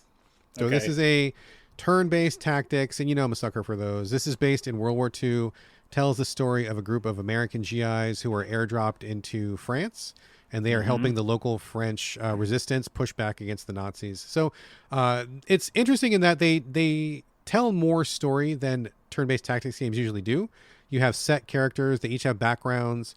You can meet up with people in between missions at your campfire and like have conversations between each other, which really helped kind of like flesh out each one's background. Like some of them were, from Kansas and they were lonely, wanted to go back to the cornfield. Some of them were from France and they had their family members killed and they wanted revenge. And they kind of were going back and forth about all these different discussions, which I thought was great. It wasn't too much. It was just enough to make you feel something for the characters, which I think a lot of turn-based games lack.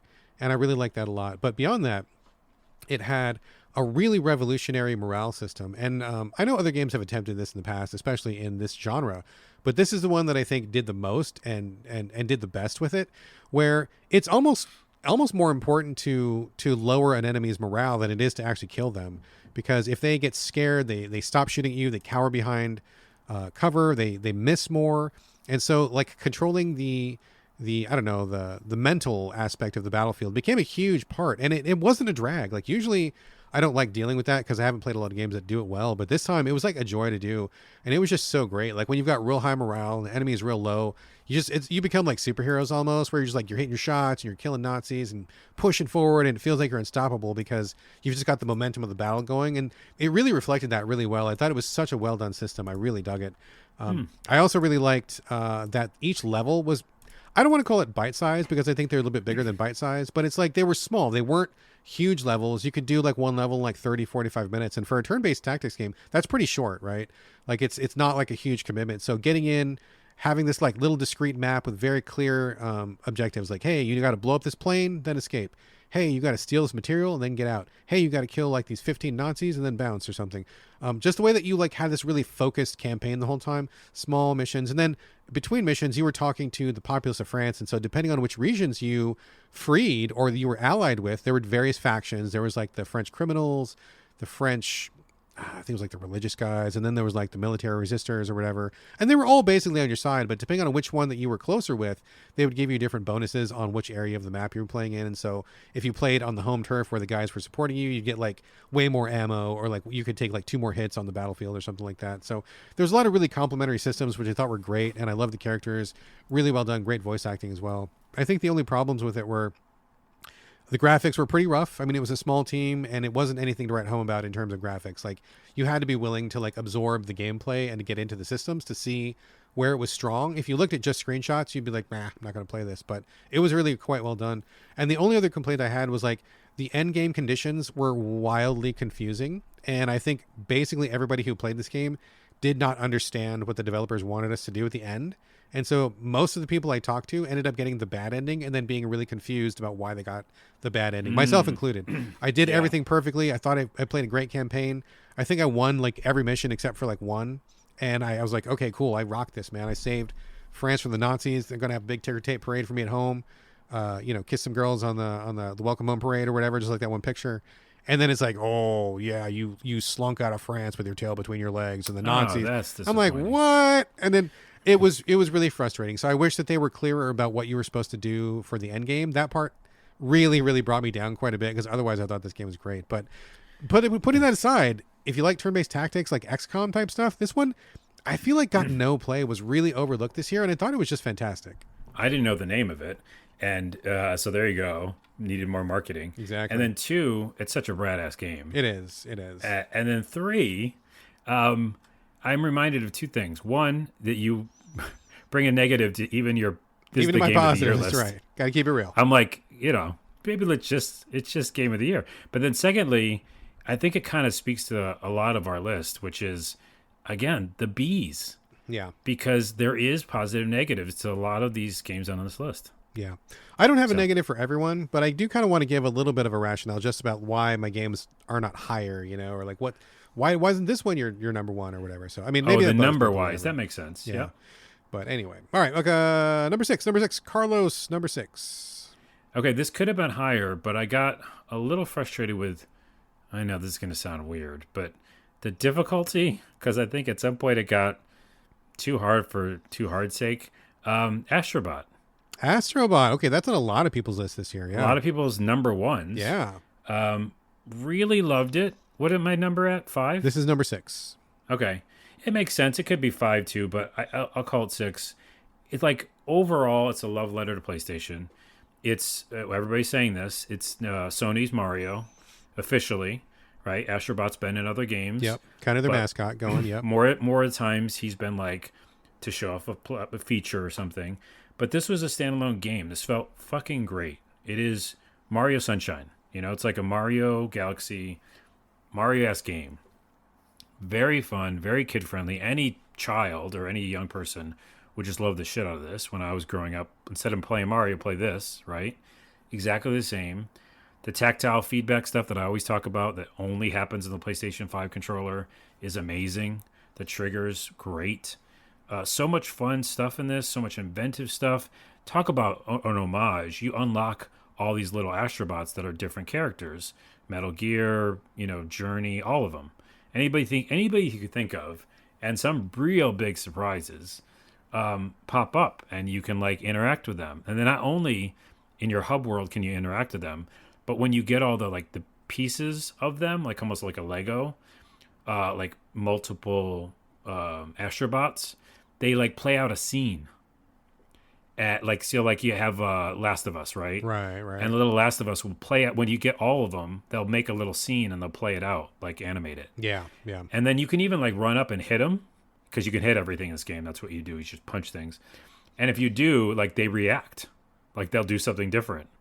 So it's just a love fest for that. Yeah. But then also the gameplay is so fun and so relaxing. And like I said, at some point it gets weirdly hard, especially the challenge levels. They'll do like, you don't have to play this, but if you want extra, go try to beat this thing. And it's insane. Like, fuck, I threw my controller. I'm like, okay, who is this for? I don't want to do this.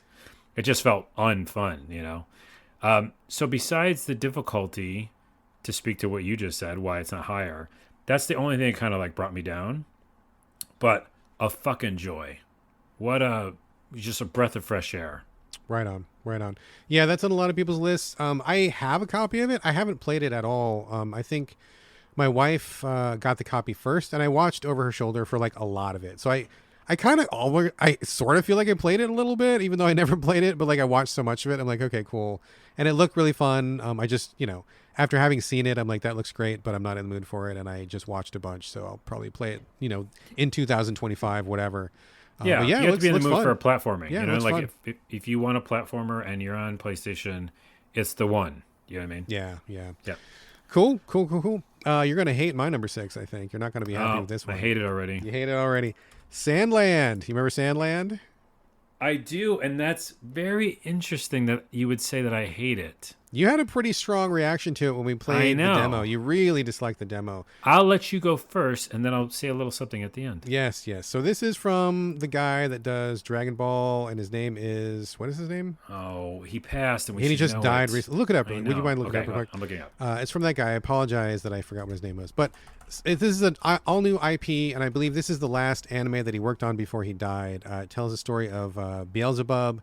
He's like a little devil in a land that's been devastated by war and ecological collapse. And a lot of the land is made of just sand, as it says right there, spoiler in the title. But the anime was great. I watched it with my family. We all had a really good time, really thought it was a great anime. And the game really echoes the anime very well. It almost feels like you're playing an anime at times. The graphics are great. But I think what really sold this to me was it's like an open world, really fast-paced, action-based RPG where you start off as a basic RPG, like real-time combat and stuff like that. But you quickly get a bunch of vehicles, which is in line with the show. And so you can roam around, and you have like a motorcycle and a car and a tank, and the tank battle's really fun. And then you have all sorts of other stuff, and then you fight these different monsters. And you can just go wherever you want, do whatever you want. And I think that it's not necessarily that it's technically masterful in any way, or that it really even brings a lot new to the table. But what I think it nails is that it's so fun. I think it's fast paced. It's fun. It's light. The missions are great.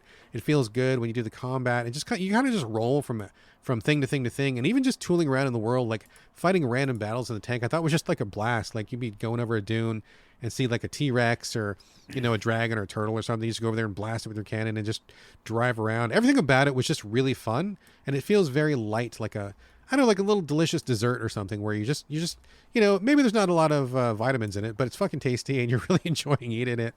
And it's just something really good. I had a blast with this one. I'm surprised I didn't hear more people talking about it, maybe because it didn't bring like really weighty topics and it didn't really get too heavy. But yeah, I thought for what it is, kind of the confection type RPG that it was, I thought it was just excellently done. What did Akira Toriyama is the That's guy. what it was. Thank you. And he passed, and that was his last artwork that he worked on. Yeah. And to jump back to our podcast episode where I talked about it, I was mad and angry at the demo because it was like a lot of shooting. Yeah. And that is what the game is, though, right? A lot of shooting. Yeah, tons of shooting. And then you can also run around and hit things. You can. But it's limited in the way that they want you to do it. Also, it is a retelling of a large portion of the anime. That's true. So, like, you're literally playing scenes from it. So I felt all those things were working against it for a minute, because I don't like playing a show. Right. I like playing a new experience. Right. That said, this is a spoiler for my own list. I went back to it. Really? And we never talked about it. And I started fucking loving it. Oh shit, you came around on it. Yes. I didn't know that. All right. Because cool. I started upgrading, and you got other vehicles. Yeah, you get a bunch of vehicles, change out the parts and stuff. My tank felt really good later. And then there are large sections where you can just fight. Oh, yeah. You can just fuck around for a while if you want to. And then there's the stealth missions, which I still hate. I mean, I fucking hate the stealth missions. But the end game, too, because I beat it. Did you beat it? I got pretty close, but I'm going to come back to it. It's on my short list to come back to. Interesting. I hated it, and now I'm the one who beat it. But the end game stuff is fantastic. Really? Okay. Yeah. I kept playing after I beat it, I think, a little bit, too. And spoiler, it's on my list. Oh, wow. Okay. And we haven't even gotten to it yet. So it must be pretty high then. It's high in the list. Yeah. So I fucking love it, actually. Very funny that I started out hating it. That is fucking amazing because you detested this game when we played the demo, and now you came around and it ends up being higher on your list than mine. That is yes. Surprise twist, my friend. Surprise fucking twist. Well, we'll get to it in a minute. We'll get to it very soon. Okay. All right. So the Sandland was my number 6. Carlos, number 5. I'm gonna switch these around. So yeah, this could be a number one in any other setting, and I'll explain myself. I'm gonna have to when I say the words. Infinity Nikki. Oh, dude, yeah, I get that. I played this. I know why you like this. This game is like Genshin Impact, but with less of consequences. It's just relaxing. You play as a woman who runs around. You're a stylist in a world of style where people try to like make clothing. That's a big thing. But the thing they don't tell you about in this game is there's also monsters and there's also combat. Yep. And there's also a dark, dark story that feels like Final Fantasy that's going on. And the further I get into it, the more I see that it's like it's not in your vicinity where you first start the game. No. It's a little further away. Yeah. But there's this other parts of the world. There's also, what is the game? It's a gacha game like Genshin Impact. Yeah. Just think that. But instead of doing as much combat, you're mainly just running around and doing platforming. But there's also a bike, which I love the bike. I made a whole glitch to the ground video about the bike. And there's just fun traversal. There's these ability outfits. So there's not just like looking cool. It's the outfits you make give you abilities, right?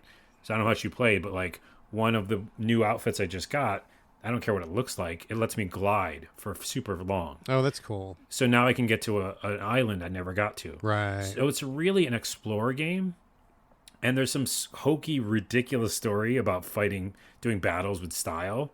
But I don't come to it for that. I come to it for like the dopamine, the relaxation, and the exploring, And weirdly enough, the combat's fun. And there's areas where you can fight bosses, which I don't know if everybody's talking about. But like there's boss rush stuff. And it's really fun to play. So this has blown me away. I paid the $10, even though it's a free game. I paid the $10 to play at my PlayStation 5, early access, I think. Mm-hmm. And it's just a treat. Yeah. And any night I could pick it up and pay for 15 minutes to put it down. There's, again, ridiculously funny stories that are hokey and kind of corny. But you don't know what outfit you're going to unlock. And that's for abilities that make it fun. The platforming is fun. I don't know. I can't explain why I like it so much. No, I get it, dude. I played it for like a day or two. I thought it was quite good, actually, as well. I was pretty surprised at how much I was liking it. I spent time running around. I mean, the worlds are huge, actually, also. There's tons of places to go. Like, the world is stupidly huge, and tons of towns, tons of people to talk to. Lots of little, like, side quests. You get, like, these little weird things where you go in the Matrix and do puzzles, and then you're, like, fight in a cave sometimes, or sometimes you're jumping on something. I mean, sometimes you're trying to figure out how to get to a certain place or whatever. I mean, there's lots to do. It felt like there was tons of stuff to do, and I'm always a sucker for like Fashion Souls kind of stuff. So I was dinking around with the outfits a little bit. I covered it on the show recently, and I said I really liked it a lot. The only things I didn't care for were like, I felt like the gacha elements. I mean, obviously it's a gacha game, so you can't get away from it. But like, there was a lot of cruft in there where I was like, oh, all these menus and stuff, and all the currencies. I kind of like ignored most of it. I just played it, and I thought it was really fun to play. And I think it's a beautiful looking game as well. I think it was really good. The only thing that kind of gave me a little bit of pause was it did feel a little bit weird to be like playing. I mean, what is she, like 16 or something like that? I mean, she's pretty young, and I'm like, I wouldn't mind playing something with a little more. I mean, I'm probably not the target audience. I don't mean to sound like a creep or anything, but it would have made me feel slightly more comfortable if she was older and whatever. But anyway. I don't know the age. I don't know if they even say the age. I don't think they do. Yeah, I don't think they do. I think it's a woman, right? It's a female protagonist, and that's what I see it as. And she has outfits, and none of them are, by the way, all the outfits aren't salacious, and there's nothing crazy. No, they're not. And weirdly enough, anything you put together is like works. I'm not a style person, but they don't look gross. Two funny tidbits, real quick. This is the longest I'll talk about any of the games on my list. All right. One, when you win style battles, you have to fight style battles sometimes, and you just put like the clothing has points, and you just try to get the most points, right? Yeah. But the most points are usually ugly outfits. Like I had like this fisherman's hat on, and like gloves, and like I just look gross. And they're like, "You win," because everything had like this had the best points, point value attached to it. Dumb. It's really dumb. And the other thing is, I hit a story moment last night where it got me in the feels. Because I always talk about this, a real song came on in the middle of a moment. Yeah, some of the music's great, by the way. Yeah, and it was like a woman singing, and it was like so inspirational, and I was like flying on this like paper crane, Oh my goodness! I was like, what the fuck is going on? Yeah. Carlos is feeling feelings. It's a cool game, dude. Like I'm not really into the gacha games right now because I just don't have that much time. But if I was to play a gacha game, I think this is probably the one that I would choose out of all the ones out there, honestly. So And the last asterisk is to that point, you don't have to do zero gotcha. Yeah. I don't even touch it. really, So, okay, Yeah. interesting. Yeah, that's a good pick, dude. That's a good pick. Excellent pick. I had a good time with it. Moving on, I love it to death. Moving on. My number 5. Talked about this one several times this year. Vampire Therapist. Have you played this one? No, but I heard you talk about it, and it's on my list to play it, and I haven't. Yeah, I love it. I feel bad because I haven't finished it, and I needed to finish this one because I felt like it deserved it. But I'm still comfortable recommending it. I think the art style. This is a visual novel where you play a vampire. Starts out as a vampire cowboy, and he wants to be less bestial and get more in control with his human side and be more thoughtful and stuff. So he meets up with an ancient vampire from, I want to say he's from Greece, like old ancient Greece or whatever back in the day. And that ancient vampire is now like a counselor or a psychologist or something like that. And so he wants to study under him to learn more about like the, I don't know, quasi-human condition. But it's not just about that. Like, it's funny. It's kind of sexy. The art is like amazing. I think the writing is really funny. It's very snappy for a visual novel. You get a lot of choices where you can use information that you've gleaned. They use a lot of real psychological and mental health terms. I worked in mental health in real life for like 12 years. And so I appreciated that, like seeing a lot of the techniques that they talk about. I'm like, oh, that's a real thing. Yep, that's a real thing. This makes sense. So they did their homework on it. And I think just the whole spin of like being vampires wanting to better themselves is kind of a fairly unique thing in video games. So I had a blast with it. I thought it's really, really fun. If it ran better on my laptop, I would have probably finished it a long time ago, but I have to play it on my desktop. And that's a problem probably with my laptop. I'm not blaming the game for anything. So I wasn't able to play it like as I'm chilling out on the couch, right? That was like my biggest barrier. So other than that, I really loved it a lot. I think it's very charming, very cute. Love the art. It just really kind of knocked my socks off. So I definitely, one of my New Year's resolutions is for sure to finish that one. Yeah, you better. Yeah, I will. All right, moving on. Number four. I'm remembering how long our episodes are. This is like, we're at 2 hours already. And Fucking hell. we still got more games to go, man. I know. Here we go. And I'm not going to do lightning round, but I'll go faster. This is easy because we just talked about it. Fucking Sandland. That's amazing. I am so amazed that this ended up on your list, dude. I am so surprised. I'll say a couple other things on why. Not only is the art style fun, I love Toriyama, and I wanted to love it when I played the demo. And not only did I get into the vehicle combat, once you get into it and know how to play it and upgrade, I think upgrade's huge. Like, I felt like a badass, Yeah. Yeah. And then once I did, I felt better about it. And then I got into the story, and then I just got into the beautiful open worldness of it. Yeah. Because it does open up even more than the demo, obviously. Oh, yeah, big time. And I just going back to places and just wanting to exist in the world, like the customization stuff. Mm-hmm. And I just loved it. And like doing just like getting a bunch of resources and then selling things and buying new things, getting new guns, always upgrading your robot body and stuff. It just felt fun as shit to be in that world. And maybe when I was playing it, I really needed that kind of thing, Yeah. the super escapism. Yeah. And it was heartwarming and stuff. And I love the ending. So, yeah, it was the biggest 180 I've ever done. Probably. Yeah, that's a shocking 180. And I agree with you. I don't know exactly what it is. I'm not sure I can really quantify it, but I think just being in the world really has its own kind of vibe to it. Something about it it sounds kind of crazy. It reminds me a little bit of Mad Max, the game, where in Mad Max, I just loved fucking driving around, like just being in that zone. And these are like wildly different games. I mean, there's very little shared DNA between them other than open world and you got vehicles.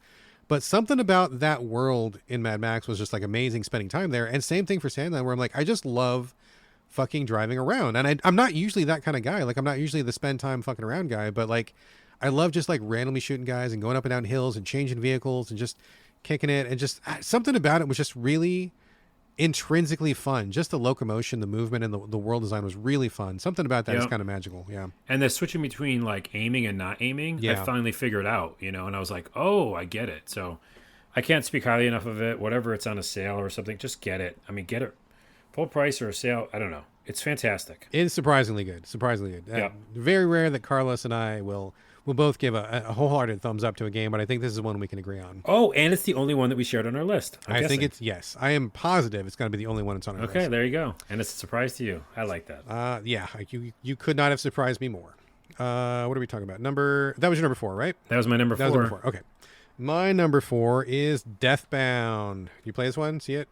Oh, I heard some negative things about this. Sure. I'm interested you picked that. People hate on this one right now. Okay, Souls-like, but you change characters. Exactly. This is a Souls-like from, I believe I want to say they're from Brazil. I could be wrong about that. I apologize if I'm wrong. I thought they were from Brazil, but I could be mistaken. Anyway, it's a Souls-like from a small team. And the premise to this game is that, yeah, exactly. You start off as like a knight who's got a sword and a shield, but then the hook is that you find other souls, like literal souls, as you progress through the world. And when you incorporate those souls into your body, you can change your body into their body. So you start off as a big guy, sword and shield. The next person you find is a thief, and so you become a woman. You're small. She does like sneaky backstab kind of stuff. The next person you find is like a mage, and so you transform into the mage, and he's got like a staff, and he does like distance attacks and AoE poison and stuff like that. So it's more than just like ability change or class change. It's like you are literally a different character. Not everybody has the same moves. Not everybody can block. Not everybody can sneak. And so kind of like Keeper's Toll in a way, where I really like the differentiation between the characters. I didn't make that connection till just now, but that was something I liked about Deathbound as well. Like each character felt very different, and so I was constantly switching between them to suit each specific need. You know, you can change into the sword guy for tanking some stuff and doing up close combat. Then you switch into the mage and shoot some guys from far away with your poison. You see some guy with his back turned, you switch into the thief and sneak up behind him, and you're like switching all the time. And it was really it nailed one very specific thing that many games have failed, and that is the attack while switching mechanic. Tons of games have tried to do this, and I just don't think anybody has ever gotten it right. I generally hate trying to do like a attack, switch, attack, or attack in the middle of your switch or something like that. Tons of games do. I fucking hate it. But in this game, they absolutely got it right. It's easy to do. You get some iframes in it, and then you do like a powered up attack when you switch, and it becomes a crucial mechanic to beat like a lot of the bosses. Like if you're not doing the attack switch, you just won't be able to beat them, because you need that window of invulnerability coupled with a super powered hit when you come out of it. So you got to master that pretty quickly, and it supports the system of switching. I like the character designs. It's got kind of a low poly, kind of a PS3 level of graphics. I think a lot of people did not like that. Definitely some roughness to it. A couple of the boss battles can be pretty cheap sometimes. So I'm not going to say it was a perfect experience. There was definitely some things that could be polished on it. But overall, I love the story. The story I thought was quite good and interesting. I was interested in the characters, which is not something I can say about a lot of Souls games. I thought the central mechanic of body switching and switching while attacking, both done better in this game than any other game I've ever seen, which is really saying something. So overall, I just had a blast. I mean, I'm not going to say it was the smoothest play, but I did finish it. I was glad I finished it, had a great time with it, and I would definitely recommend it to people who want something different from the Souls genre. If you're like one of those people that's like the get good guys and you just want the hardest possible challenge, I mean, you probably love the Elden Ring DLC then or whatever. If you want like hyper technical and, you know, just to really bloody your nose over something, you know, this is not for you. But if you want something that's interesting, experimental, trying to do something different with the Souls-like genre, and this feels very different. I had a great time with it. I really appreciated everything new they brought to the table. So this was a big thumbs up for me. Dude, it's high on your list. And I'll say that when you talk about the switching mechanic, it reminded me of Genshin again. Because I don't know if you play that much or at all. Not too much, no. But Genshin is always constantly switching between characters. So you have like your base, 3 or 4? And you could do a crazy combo, you know, by switching back and forth. Yeah. So it sounds like that vibe. Kind of the same vibe, yeah. And then my question is, do you think I would like it? No, you would hate this, dude. You would hate this. It's too hard? It can be hard, and I think it's kind of persnickety in a way that like... But I like switching. I was just telling you, I like switching with the Genshin. No, I do not see you playing this at all. I bet you would bounce like 5 minutes off this game. Yeah. Okay. All right, that brings us to... Gosh, we've been recording for a while, but also the time has been flying by. I feel like we got here pretty quickly. We're at the top 3 now. Top 3. Top 3 of the year. Carlos, you're number 3. So... what I want to say is they're all number 1 and none of them are higher than the other. I kind of feel the same way, but proceed. Okay. So, with that said, but we're still picking number 3. We're still picking. Okay, I'll go Visions of Mana. Really? Okay. Visions of Mana. It's, you know me, Trials of Mana, one of my favorite games. Dodge roll. I talked about that the whole time on the show. Love the dodge roll. But yeah, I just love that team, and I love the amount of games, and Visions was the new one. I was so excited for it. there's a little bit of letdown in the fact that, and it was top 3, and I was just talking about not doing this. I would say like I thought it like just all year. I thought it would be like my number 10, a 10 out of 10 game. Yeah. And it's maybe a 9, which I guess is not that big. That's of not a bad at difference. all. No, but there's a miniature letdown. But in general, fucking loved it. Beat it, of course, and I don't think that's the game you can keep playing afterwards. I think I just beat it. But yeah, it's that one where I wanted to be in the world. It's an action RPG. If you don't know the Mana Games, come on, go to the internet. You should know by now. Google is free. But if you like Trials of Mana, especially the remake, I think it's a lot of the same people worked on this one, and it's just incredible. It's an action RPG. It's cozy. There's a bunch of new elements when it comes to the way they do powers and stuff. I won't go into it intricately, but there are a bunch of new additions in the way that they do, abilities and stuff. But everything felt good and fun. You can switch between characters. I'm the person who generally likes to just keep one character, but sometimes you need to like slow down time or something with one character. It just feels great. I don't have anything prepared to talk about it. Like there's no notes.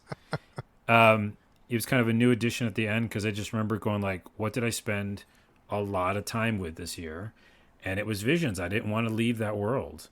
And pretty good story. Not like the best story in the world, but enjoyed it. I don't know what to say. What should I say about it? It's a Mana game. Just good. You liked it. It was a fucking great experience. Top 3. Top 3? Top 3. That's all you got to say, I guess. Yeah. That's all I have to say. All right. I think I'm forgetting something I want to talk about, but it's just great. Well, if it comes back to you can always chip in later. Yeah, it's great. All right. Mine. Okay. So kind of what you said. My top 3. I have switched the order of these games so many times. I got to just lock it in and just roll forward. But like, honestly, any one of these top 3 could have been my number 1. And I really enjoyed the fuck out of all of them. I finished all of them. And it really says something because, I may have played 250 games this year. I did not finish 250 games, not even close. Yeah, the ones you finish got to be the top. Yeah, I mean, all 3 of these I have finished, and I was basically glued to playing all of these. So I'm going to pick, I'm having like angst, but I'm going to pick Dungeons of Hinterberg as my number 3. Ooh, it's off my list, and I played it, and I did like it. Oh, man, I loved Dungeons of Hinterberg. I'm throwing in my honorable mentions. Right? Man, it was so good. I just really appreciated that. Just everything about it. I mean, I like the art style. I like the vibe. The idea of this kind of like urban fantasy, magic realism thing of like going to a village and really participating in dungeons. But in your real life, you're like a lawyer and you want to get away from the grind of your life and you do something to break away. I think a lot of us are probably feeling that. When you're in the town talking to other people who are there to partake of the dungeons, you're having a lot of discussions about, like what does life mean and how do we enjoy it? And like, how do you relate to people? And what does that feel like? And just, having these kind of real conversations. I felt like the game really touched on a lot of stuff that I was thinking in my own life. And it really connected me on that level, which I appreciated. But I will also say that I thought the gameplay was fun as shit. I thought the system's really good. I mean, combat was fine, straightforward and simple. It wasn't like the deepest or the most nuanced, but I thought it really got the job done well. And I thought there was some variety in the different things you could equip, the different magic spells you could equip. But beyond that, each of the dungeons I thought was unique. I do not feel like they repeated the same trick twice every time you went into a dungeon. And I like some of them more than others. But, I mean, each one had its own little gimmick. Like one had rail cars and one had these weird jelly switches and maybe one you're on a snowboard. And, like you were always doing something different and there was always something neat to find out. You had a little social system, kind of like Persona, where you could pick and choose who you wanted to talk with. And a lot of those connections ended up being a lot deeper than I thought they were going to be. So I really appreciate you abilities. That. Yeah, they gave you abilities as well. So there was a mechanical reason to do it. And also there was a personal reason to do it. And I mean, more than the abilities, I really enjoyed the stories. Some of the people ended up being really cool. Like, for example, the YouTuber who I thought was super irritating at first, constantly streaming and like he's got this like permanently online personality. But the more you talk to him, the more you get to the real person underneath and you get to see that he's got like these fears and anxieties and the problems and why he does what he does. And I just felt like they went hard when they didn't have to. And they really put in some time and effort that the game could have easily gotten away with not including. And I feel like they did. This feels like a quality experience all the way around. And I just enjoyed the fuck out of it. Thought it had a great ending, finished strong. I mean, everything about it was just great. I don't really have any notes for it. It was just a wonderful experience all the way through. Could not stop playing it once I started. So Dungeons of Hinterberg I thought was fantastic. I'm making my number 11. I do remember loving it, and it's really, really good. I talk to the dog a lot, too. You can talk to the dog. Oh, yeah, you can talk to the dog, too, which is great. The dog is a character you can build a social link with, which is pretty fun. So, all right, Carlos, we're at the top 2. Oof. What is your number 2? Freaking hell, brah. How do I do this? How do I do this? Are we real-time choosing again? Yep. All right. Okay, I know why I'm going to pick the number 1, and it's for, like, not even a game reason. Did you flip a coin? No, I know why. I'll tell you why. Okay. Number 2 is Dragon's Dogma 2. Oh, shit. Now I feel embarrassed. Okay. You should be. I feel ashamed and embarrassed. You should feel both. Asherist? Yes, please feel that. Embamed? It's fucking incredible. Okay.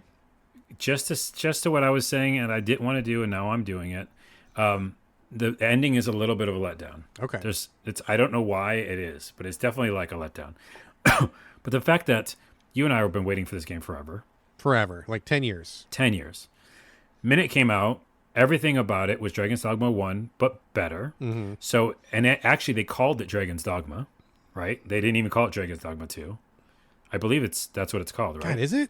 I don't even remember. Is it? Well, when you start the game, the title card is Dragon's Dogma. So it doesn't say 2. Gotcha. It's like this is the game they wanted to make. Like kind of and a they redo. didn't have the ability to. So it's just the best version of this game. There's a spoiler that I can say real quick. This is spoiler time. Skip ahead 1 minute. Okay. But the reason why it's not called Dragon's Dogma 2, because there's 2 parts to this game. It's like a second game opens up. Mm-hmm. Kind of a new game plus thing, but it's also part tied to the story. Oh, so it's not just like a harder version. There's also new stuff in it. It's fucking insane, dude. Oh, wow. And like you can miss it. Like there's like a thing you have to do. It's almost like an Elden Ring kind of experience where I was like, what the So fuck? you can miss the entire like second chunk of the game? There's a thing you can miss. I don't want to spoil. Okay, well don't spoil because I got to play it still, but okay. Dude, it's fucking incredible. I'm like, this is Elden Ring, okay? And of course I looked it up because I was so obsessive. I wanted to make sure I got this thing. And so I played it and I got the experience I wanted and the ending I wanted. But down to the, it's an action RPG. It's a lot about these pawns, which are these little NPCs that follow you. It is the perfect version of those pawns, meaning like it has better AI. They do funny things. They go find things for you. They all different personalities. I was constantly going into the world where you can pick other real people's pawns, right? And like finding them. Like people would make very specific, like, Nier Automata or whatever, like Dennis Rodman or something. Yeah, Dennis, like weird characters that in the real world. But also just I'd find like the character that fit for that section of the game I was playing, right? Like I need a big warrior person and I'll find that person. So I just I loved it from head to toe. It is the perfect Dragon's Dogma experience. It's quirky, it's weird, it's buggy still, right? But you're jumping on monsters. The physics are ridiculous. The kind of random, what they call it, emergent gameplay is happening. Yeah. And it just felt like this is my experience. This is what I live for. It's an RPG that I live for. That's what Dragon's Dogma is for me. And the letdown is near the end where the pacing gets fucked up. It gets real fucked up at the end. Why is that? If you can say without spoilers. Kind of just like I can't really. It's really story based, but okay, that's fine. Stuff goes on that's weird, and also like enemy leveling a little bit. So it just gets weird at the end. But man, oh man, I won't go on and on. It's a perfect Dragon's Dogma experience. It's a perfect action RPG experience with a lot of weird quirkiness and emergent gameplay. Love it. Wow. Okay. Well, I definitely got to get to it. Definitely got to Yes. get to it. Then you have officially shamed me. I am feeling shame and embarrassment right now. I've been humbled. Shame. All right. Good pick. Good pick. My number 2 is Capes. Capes, but with a caveat: post patch. Not on my list. Don't even know about the game. I didn't think so. So this is a turn-based tactics game where you have a team of superheroes who are in a city. Has the vibes of like The Boys a little bit. Yes. Kind of like that, where there's kind of like a realistic slant. Like, what if people actually had superpowers for real, and it wasn't like the Marvel universe? Like, what if shitty people are still shitty, and people who are good are still good, and you're trying to solve problems with powers, and sometimes it works, and sometimes it makes things worse, and that kind of a vibe to it. So I like that. I like the characters a lot. They spent a lot of time on the characters, a lot of interactions back at the base, which I really appreciated. That's kind of a recurring theme this year, like spending time on the characters. The overall story, I mean, fine story, nothing to write home about, but the character work is really what sung for me.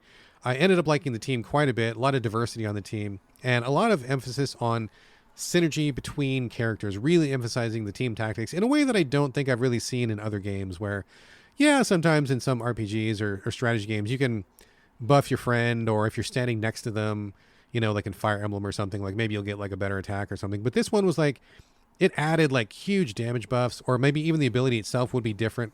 Some abilities were locked unless you were standing like right next to your partner, because it required two people to pull off. Like maybe, one person would create a crystal out of thin air, and then your other person would teleport with the crystal and stab somebody in the back, and you couldn't do that if you were too far away. So there's lots of mechanics where it really made you think about placement and moving and controlling the field in a way that other tactics games haven't really talked about.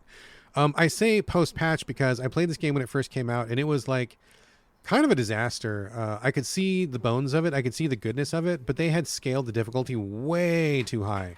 Like, me, dude, I play every turn-based tactics game, and this game was like killing me.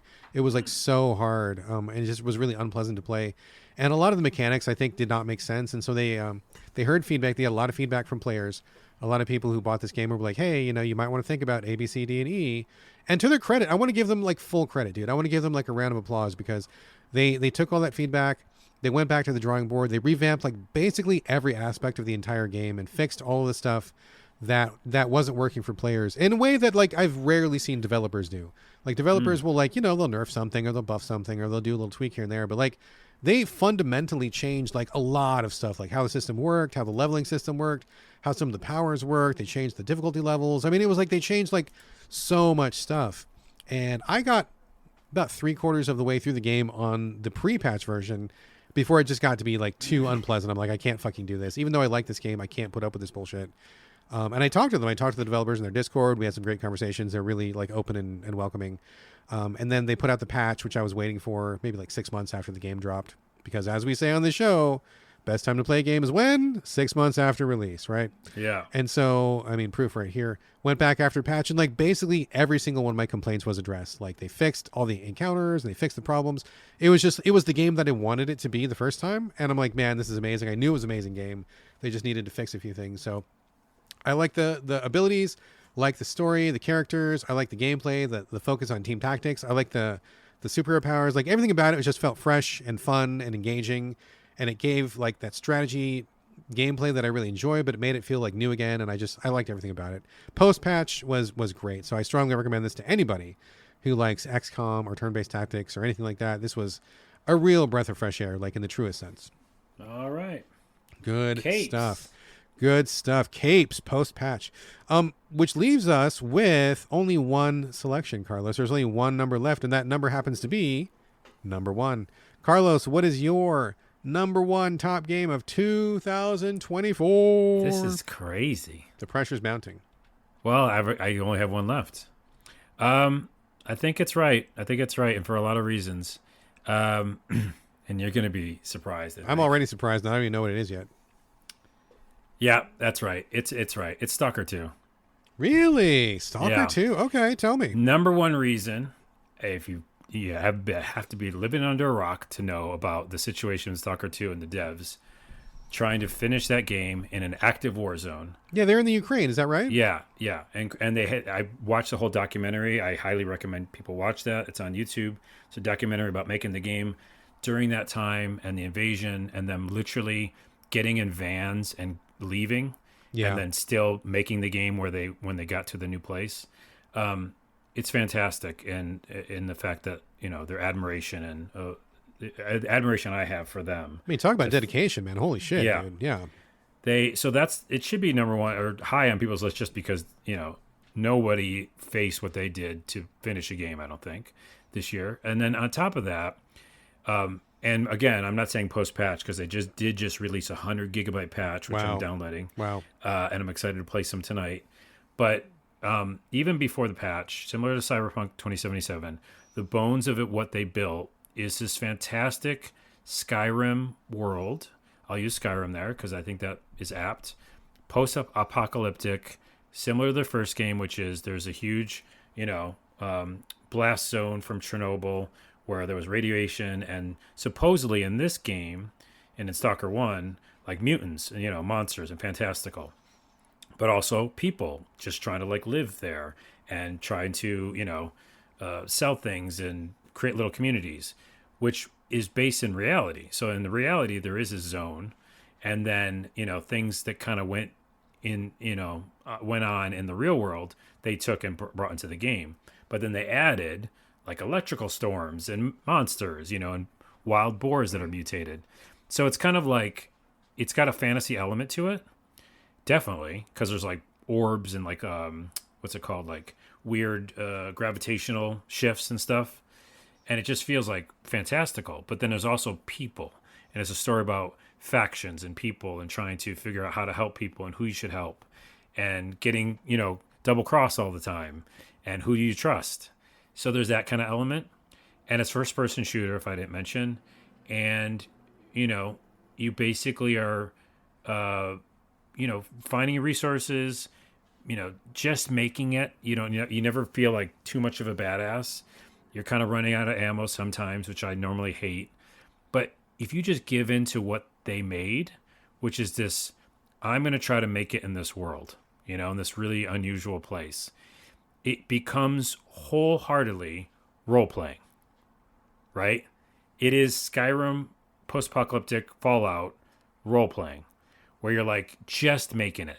And it feels like every little moment with the emergent gameplay, which they just added a life fully, so now more of the NPCs act, and do different things. Mm-hmm. But even in the version 1, when their like NPC AI behavior wasn't fully there, crazy stuff would happen. I would just walk around and find this little, abandoned house, and boars would be chasing, some guys, right? And I have to decide who to help. And then, or like there's this kingpin overlord guy, and I got to decide to help him or kill him. And I could just kill him right there. So there's a Fallout, old school Fallout feel to it. Okay. 1 and 2. And then there's Skyrim, and then there's its own. There's Stalker 1. It feels like Stalker 1. And there's a little couple things where like you pick up artifacts that don't really help me. There's some abilities you can get. It's mainly a game about finding guns and upgrading your weapons and just making it, by the skin of your teeth. Yeah. Normally I wouldn't love a survival game. You know that. I've talked about it. Yeah. But I know you like your power curve. I don't need it in this game. It's like, I accept this game for what it is. It's this world they created. It's based in reality, like wholeheartedly. And the way that they went and actually scouted that area, it's fucking great, man. It's like such a go into that place and experience that thing, meaning like sunsets, right? Lightning storms. It's raining. The sounds are incredible. One time I was just in a cave and it was like a sewer pipes. And I found I think it was a wizard. It was like some weird mutant. It was a mutant that was doing magic. I was like, what the hell? And it's just a treat. It's fucking weird as fuck. Very dark. And it's not easy, but it's really good. Interesting. That's a good quote right there. I think that's a good box quote. Box quote, back in the box. Yeah. Quote. Yeah, for sure. You didn't see that coming, did you? No, I wouldn't have picked this. I mean, it's weird because I haven't heard a lot of people talking about it. People were really hyped before it dropped. It dropped, and I was pretty excited for it too. And in fact, I was almost so excited I was going to buy the earlier games. They released the earlier games on PlayStation and Xbox, right? Correct? They did kind of they did, but you don't need to because this is like Dragon's Dogma 2. This is Stalker. This is what they meant to make, yeah. This is Stalker, yeah. So I was pretty psyched for it, but again, I think it's just, and it came to Game Pass. It's on Game Pass, right? Is that where you're playing it? Game Pass? Yeah, Yeah, and I think it's just the case of, it came out in recently, like December, November, or something like that, and I just, didn't have time for it, like the other games on my list, but it definitely is something I'm interested in. I do like the Fallout games, and I want something that's kind of along those lines. The Eastern European, Russian Chernobyl setting is interesting to me. So yeah, I mean, it's something that I want to play. I want to get to. It's on my radar, but I just hadn't had a chance to crack into it. But I mean, it must be really good because I know that you don't go in for survival shit. Like I know you like to level up and see the numbers go up and get that feeling of getting stronger, and that's kind of your MO. So it must be pretty incredible for you to be playing this. Yeah, because I mean, in Fallout 1 and 2, I didn't feel super strong. You know what I mean? I don't think I ever did. I kept dying in that game. But I love what they created in the world and the back to the Mad Max or like, post-apocalyptic done well. It just felt it's just so real. And Yeah. it's obviously real because they're fucking there. They're like filming it. They're in that area, So then they just added an element of fantasy on top of that. And it's just immersive. That's the word. It's the most immersive experience you can have. Like it just feels like you're in this place now, and you're gonna have to deal with it, and it's not easy. But the shooting feels great too. By the way, when you have a good weapon, you have enough ammo, like it feels incredible Yeah. Yeah. because they know their guns and how the shooting mechanics should work. So it's a fantastic experience. It really is dark and beautiful, and a surprise to me as well. Huh. That is a hell of a pick, dude. Right on, dude. Right on. Excellent. Excellent. Did not see that coming. All right. And that leaves room only for my number one pick of the year. And again, this one, within the context of my top three, any one of these could have been my number one, I think. But I ended up on this one. Caravan Sandwich is my number one of the year. Right. Did you ever get to play this one? I did. Remind me of it again, because This is the one where you play a girl who gets a message from her long lost sister to come back to the planet that she's from. Right. It's a post capitalism planet where some big factory joint came in, started like ravaging the resources, messing up the landscape, and then they bounced off the planet, left behind all the ruins of their machinery and all their capitalist trappings, and the people who are left behind are kind of struggling to survive, trying to make their way in this land where like basically Amazon showed up, fucked things up, and then left. Yeah. You play this. It's a very French game. I think that's pretty obvious in terms of like basically the writing and the visuals. Very colorful, very bright. The reason why I like this one so much is I think for two reasons. Number one, it's very chill. It's like chill to the max because there's no fall damage, there's no combat, there's no fail states for almost anything. You can lock yourself out of one quest, but other than that, I think you can't really fail anything in the game. And I appreciate that. So number one, there was that. But number two, I think because it was such a radical reimagining of the Metroidvania formula. I have been very tired of Metroidvania games for a while now. I'm just like, I'm over them. Like, I feel like so many do the same thing. It's the same process, the same structure. You're on a 2D plane and you get these powers and you go back to places that were unlocked and you're doing the combos, and it's just I'm done with it. Like I don't see anything really new in that genre to bring me back, right? But this one brought it to the third dimension, so 3D fully, took out the combat, took out the danger, and reimagined what it would be like to get those like item locked levels.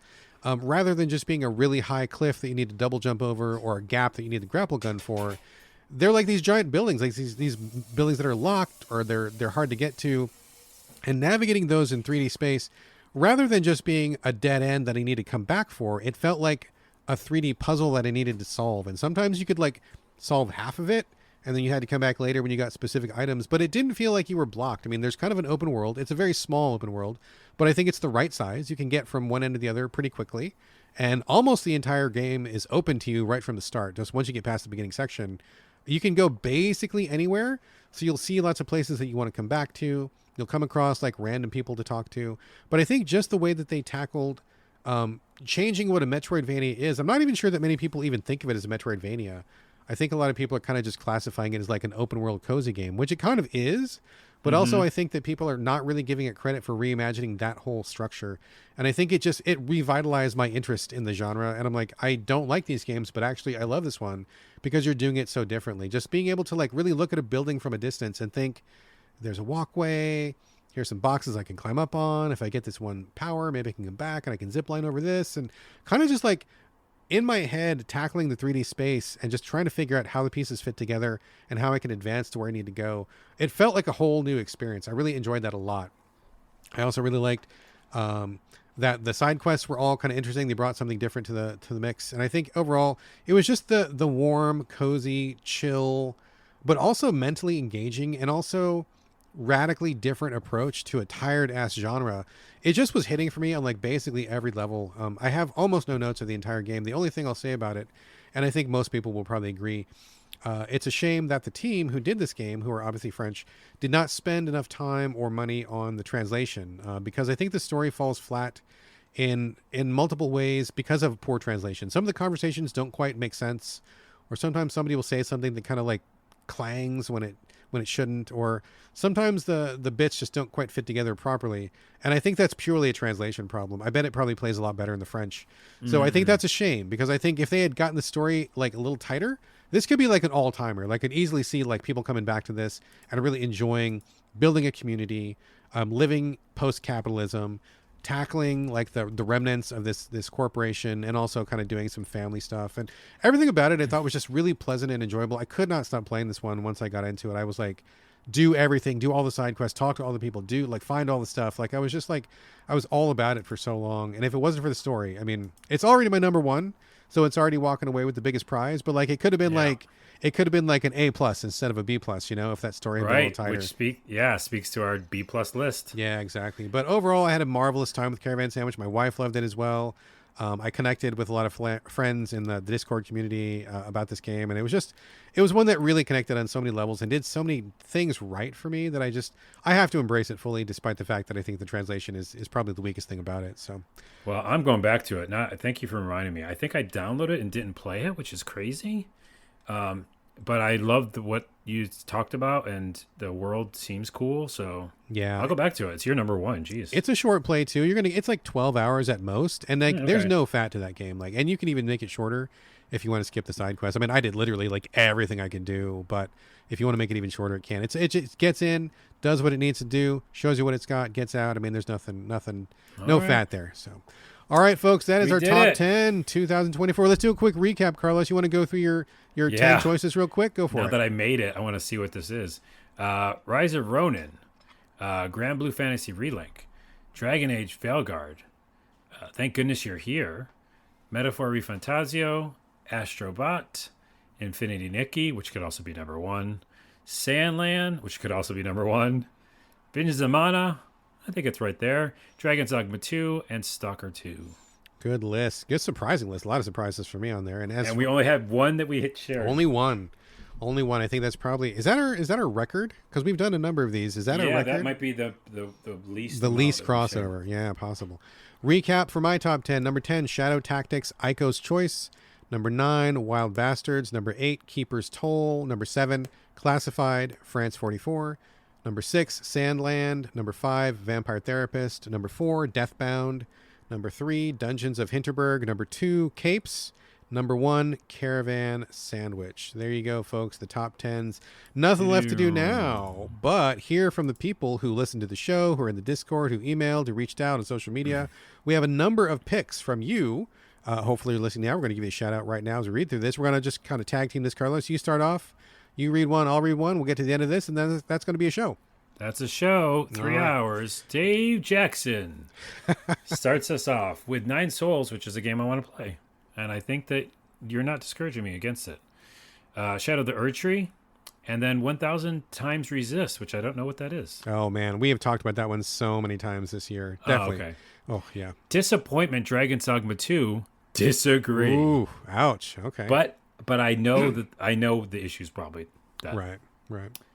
Let's see. Next comes from Elijah Beam. He says his top 3 are Technotopia, Alone in the Dark, and By Grit Alone, which I haven't even heard of. I don't know what that one is. He says, my disappointment, Marvel Rivals. It's not terrible, but the fact that I was bored within an hour of playing despite such a gorgeous art style was disappointing. But I also have one bonus surprise undisappointment. He's kind of flipping the script on us here. Crime Boss Rocky City. Technically, it only released on Steam this year, but it's the No Man's Sky of 2024. I cannot overstate how much of a glow-up it's undergone and how stupidly ambitious it still is. I think this is one for you, Carlos, here. Basically, the game is, let's make a hybrid of Payday, Battlefront, Galactic Conquest main game, roguelite management sim, Thief, every 80s, 90s cliche imaginable, Republic Commando, Lost Vikings, and a ton of camp-ready C and B-list actors to ham it up. Oh, and story missions. You can fail, and the story keeps going. That sounds like something someone proposes on a forum at 3 a.m. not a finished product that is still receiving free updates. I think you should check this one out, dude. So I already played it. When Oh, it you came did? Did you out. hate it? Wait, Yeah, the I play early every version? game. Early version? I didn't like the early version either because it had a lot of problems. But I made one glitch to the ground video from it because the NPCs are funny, and I like the physics and the shooting. So I can go back to it. I mean, he says major glow up, major patches this year, so it might be worth going back to. I'll look at it. All right. Next is C. Ryan Chow. Ryan Chow, yes. Yeah. What's C? C stands for Carlos. C is my name. That's your name, buddy. Ryan Chow. Thank you very much. Astrobot. That is correct. None of these are correct or incorrect, but I'm going to say that. Shadows of Doubt. Yellow Taxi Goes Vroom? Question mark? Yeah, I haven't heard of that one either. Disappointment the Plucky Squire. Agree. That's a lot of people's disappointment this year. The Plucky Squire really let down a lot of folks this year. Next one comes from Dave C. He says, number 1, Unicorn Overlord. Oh, damn it. I got to get back to that one. I do too. Number 2, Arco. Oh, damn it. I got to get back to that one. Number 3, Dragon Age Veilguard. Okay. Correct. Honorable mention, The Legend of Zelda Echoes of Wisdom, which strangely I've heard very little about once it dropped. Me too. It says, a big disappointment. Well, first time I've thought about this, so let's see. As of early middle December 2024, no official word on Switch 2, or as Nintendo calls it, the successor to the Nintendo Switch. So his disappointment is we don't know nothing about Switch 2. Yeah, we don't. Understandable. Mike Susky's up next. Metaphor Refantazio, also correct. Lawrence Lure? I think that's a first-person platforming game, I'm pretty sure. I think. I love that he says, fuck it. Then the name of the game, which is Little Kitty, Big City. Also, Mike Susky, you are correct. That game is fantastic. Oh, you like that one, huh? Yeah, it's not on my list. It should have been on honorable mention. They do cat stuff. Great. I can't explain it. You're a cat fan. It's so fun. Disappointment Hellblade 2. I never played it, but I could see that. And also Astrobot should be on there, but everybody knows about that one. Trying not to let myself get too normie here. I can see the disappointment and the difficulty for me, but I think he means he liked it. I think he doesn't want to. I think he liked it. Oh, okay. I'm pretty sure he liked it. Okay. Next one comes from Xanadu Sandhu. Liza P came out this year or last. Don't know, but it was great. Remnant 2 also really good. I've played a lot of Elden Ring's expansion and I like it, but I can't make up my mind if I just like it or love it.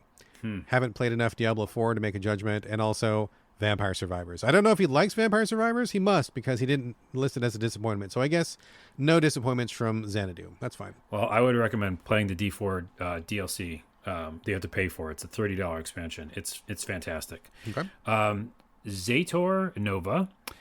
First one, Nidus. I have not heard of this one. Devil Blade Reboot. Also don't know. Don't know that one either.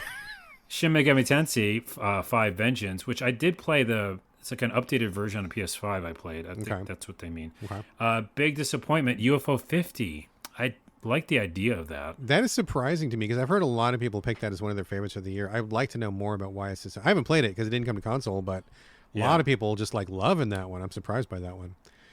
Next comes from Gary Blower, a good friend. Gary Blower, love some Gary Blower. Come from the Game Burst podcast. Big fan of that show. Gary says, Astrobot, Balatro, the Plucky Squire. So he likes the Plucky Squire. His disappointment, Dragon Age. I can see it. Jason from So Many Games in the UK. Caravan Sandwich, with you. Nice. Dungeons of Hinterberg, with you. Nice. Arranger.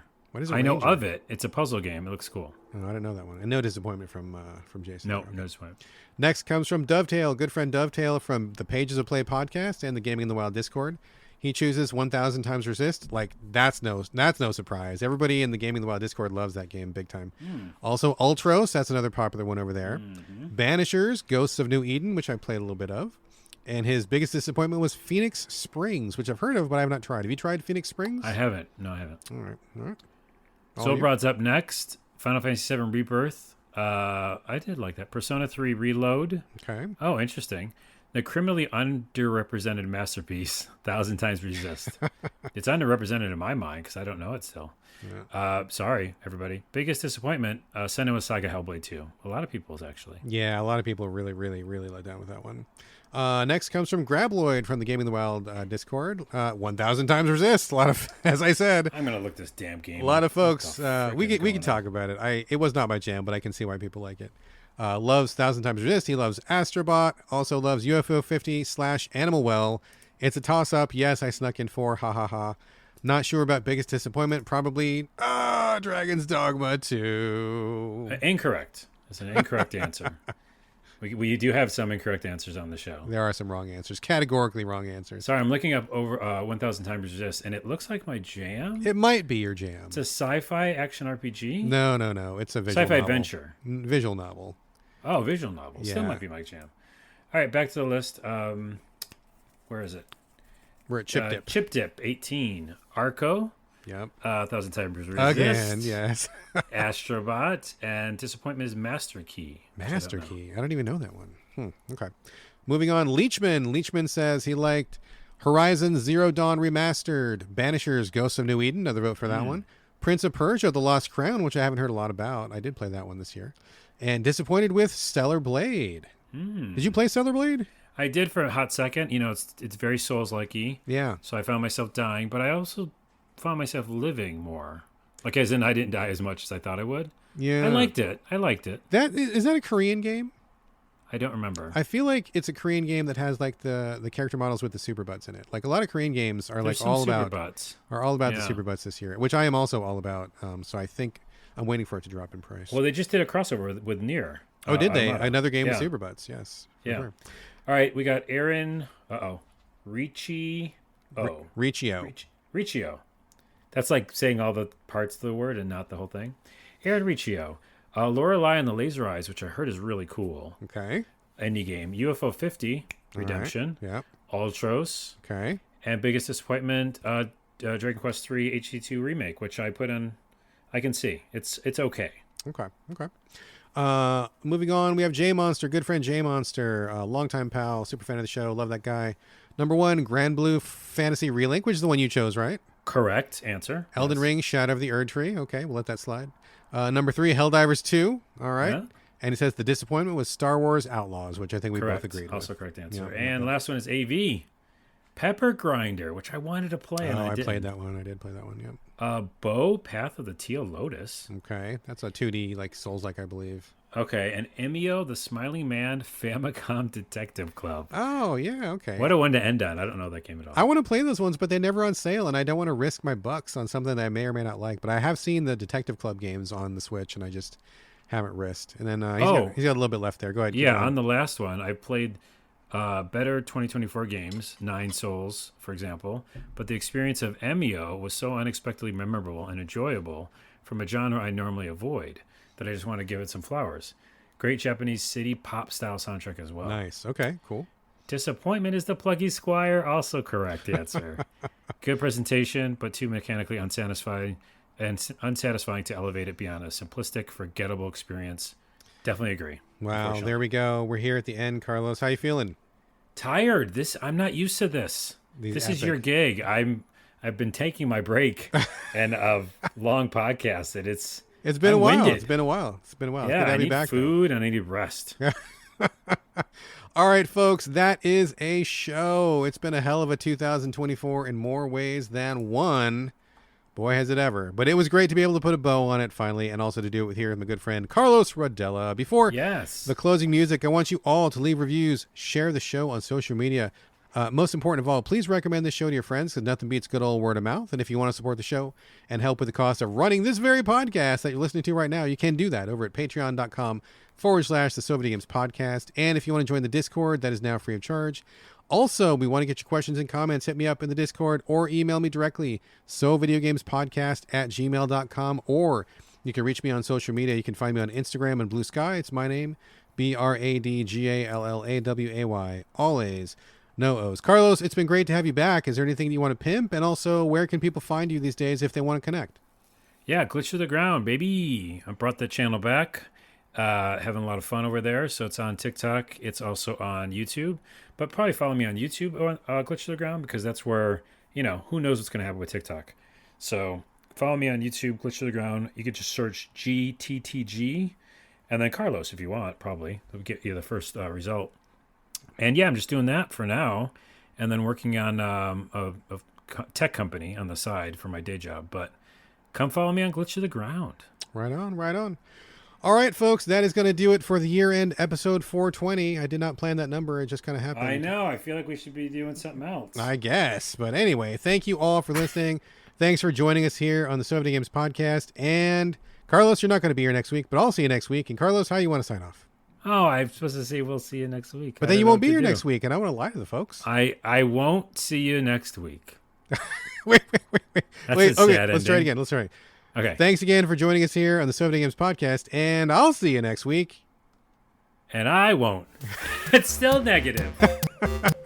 That's the ending. That's the ending.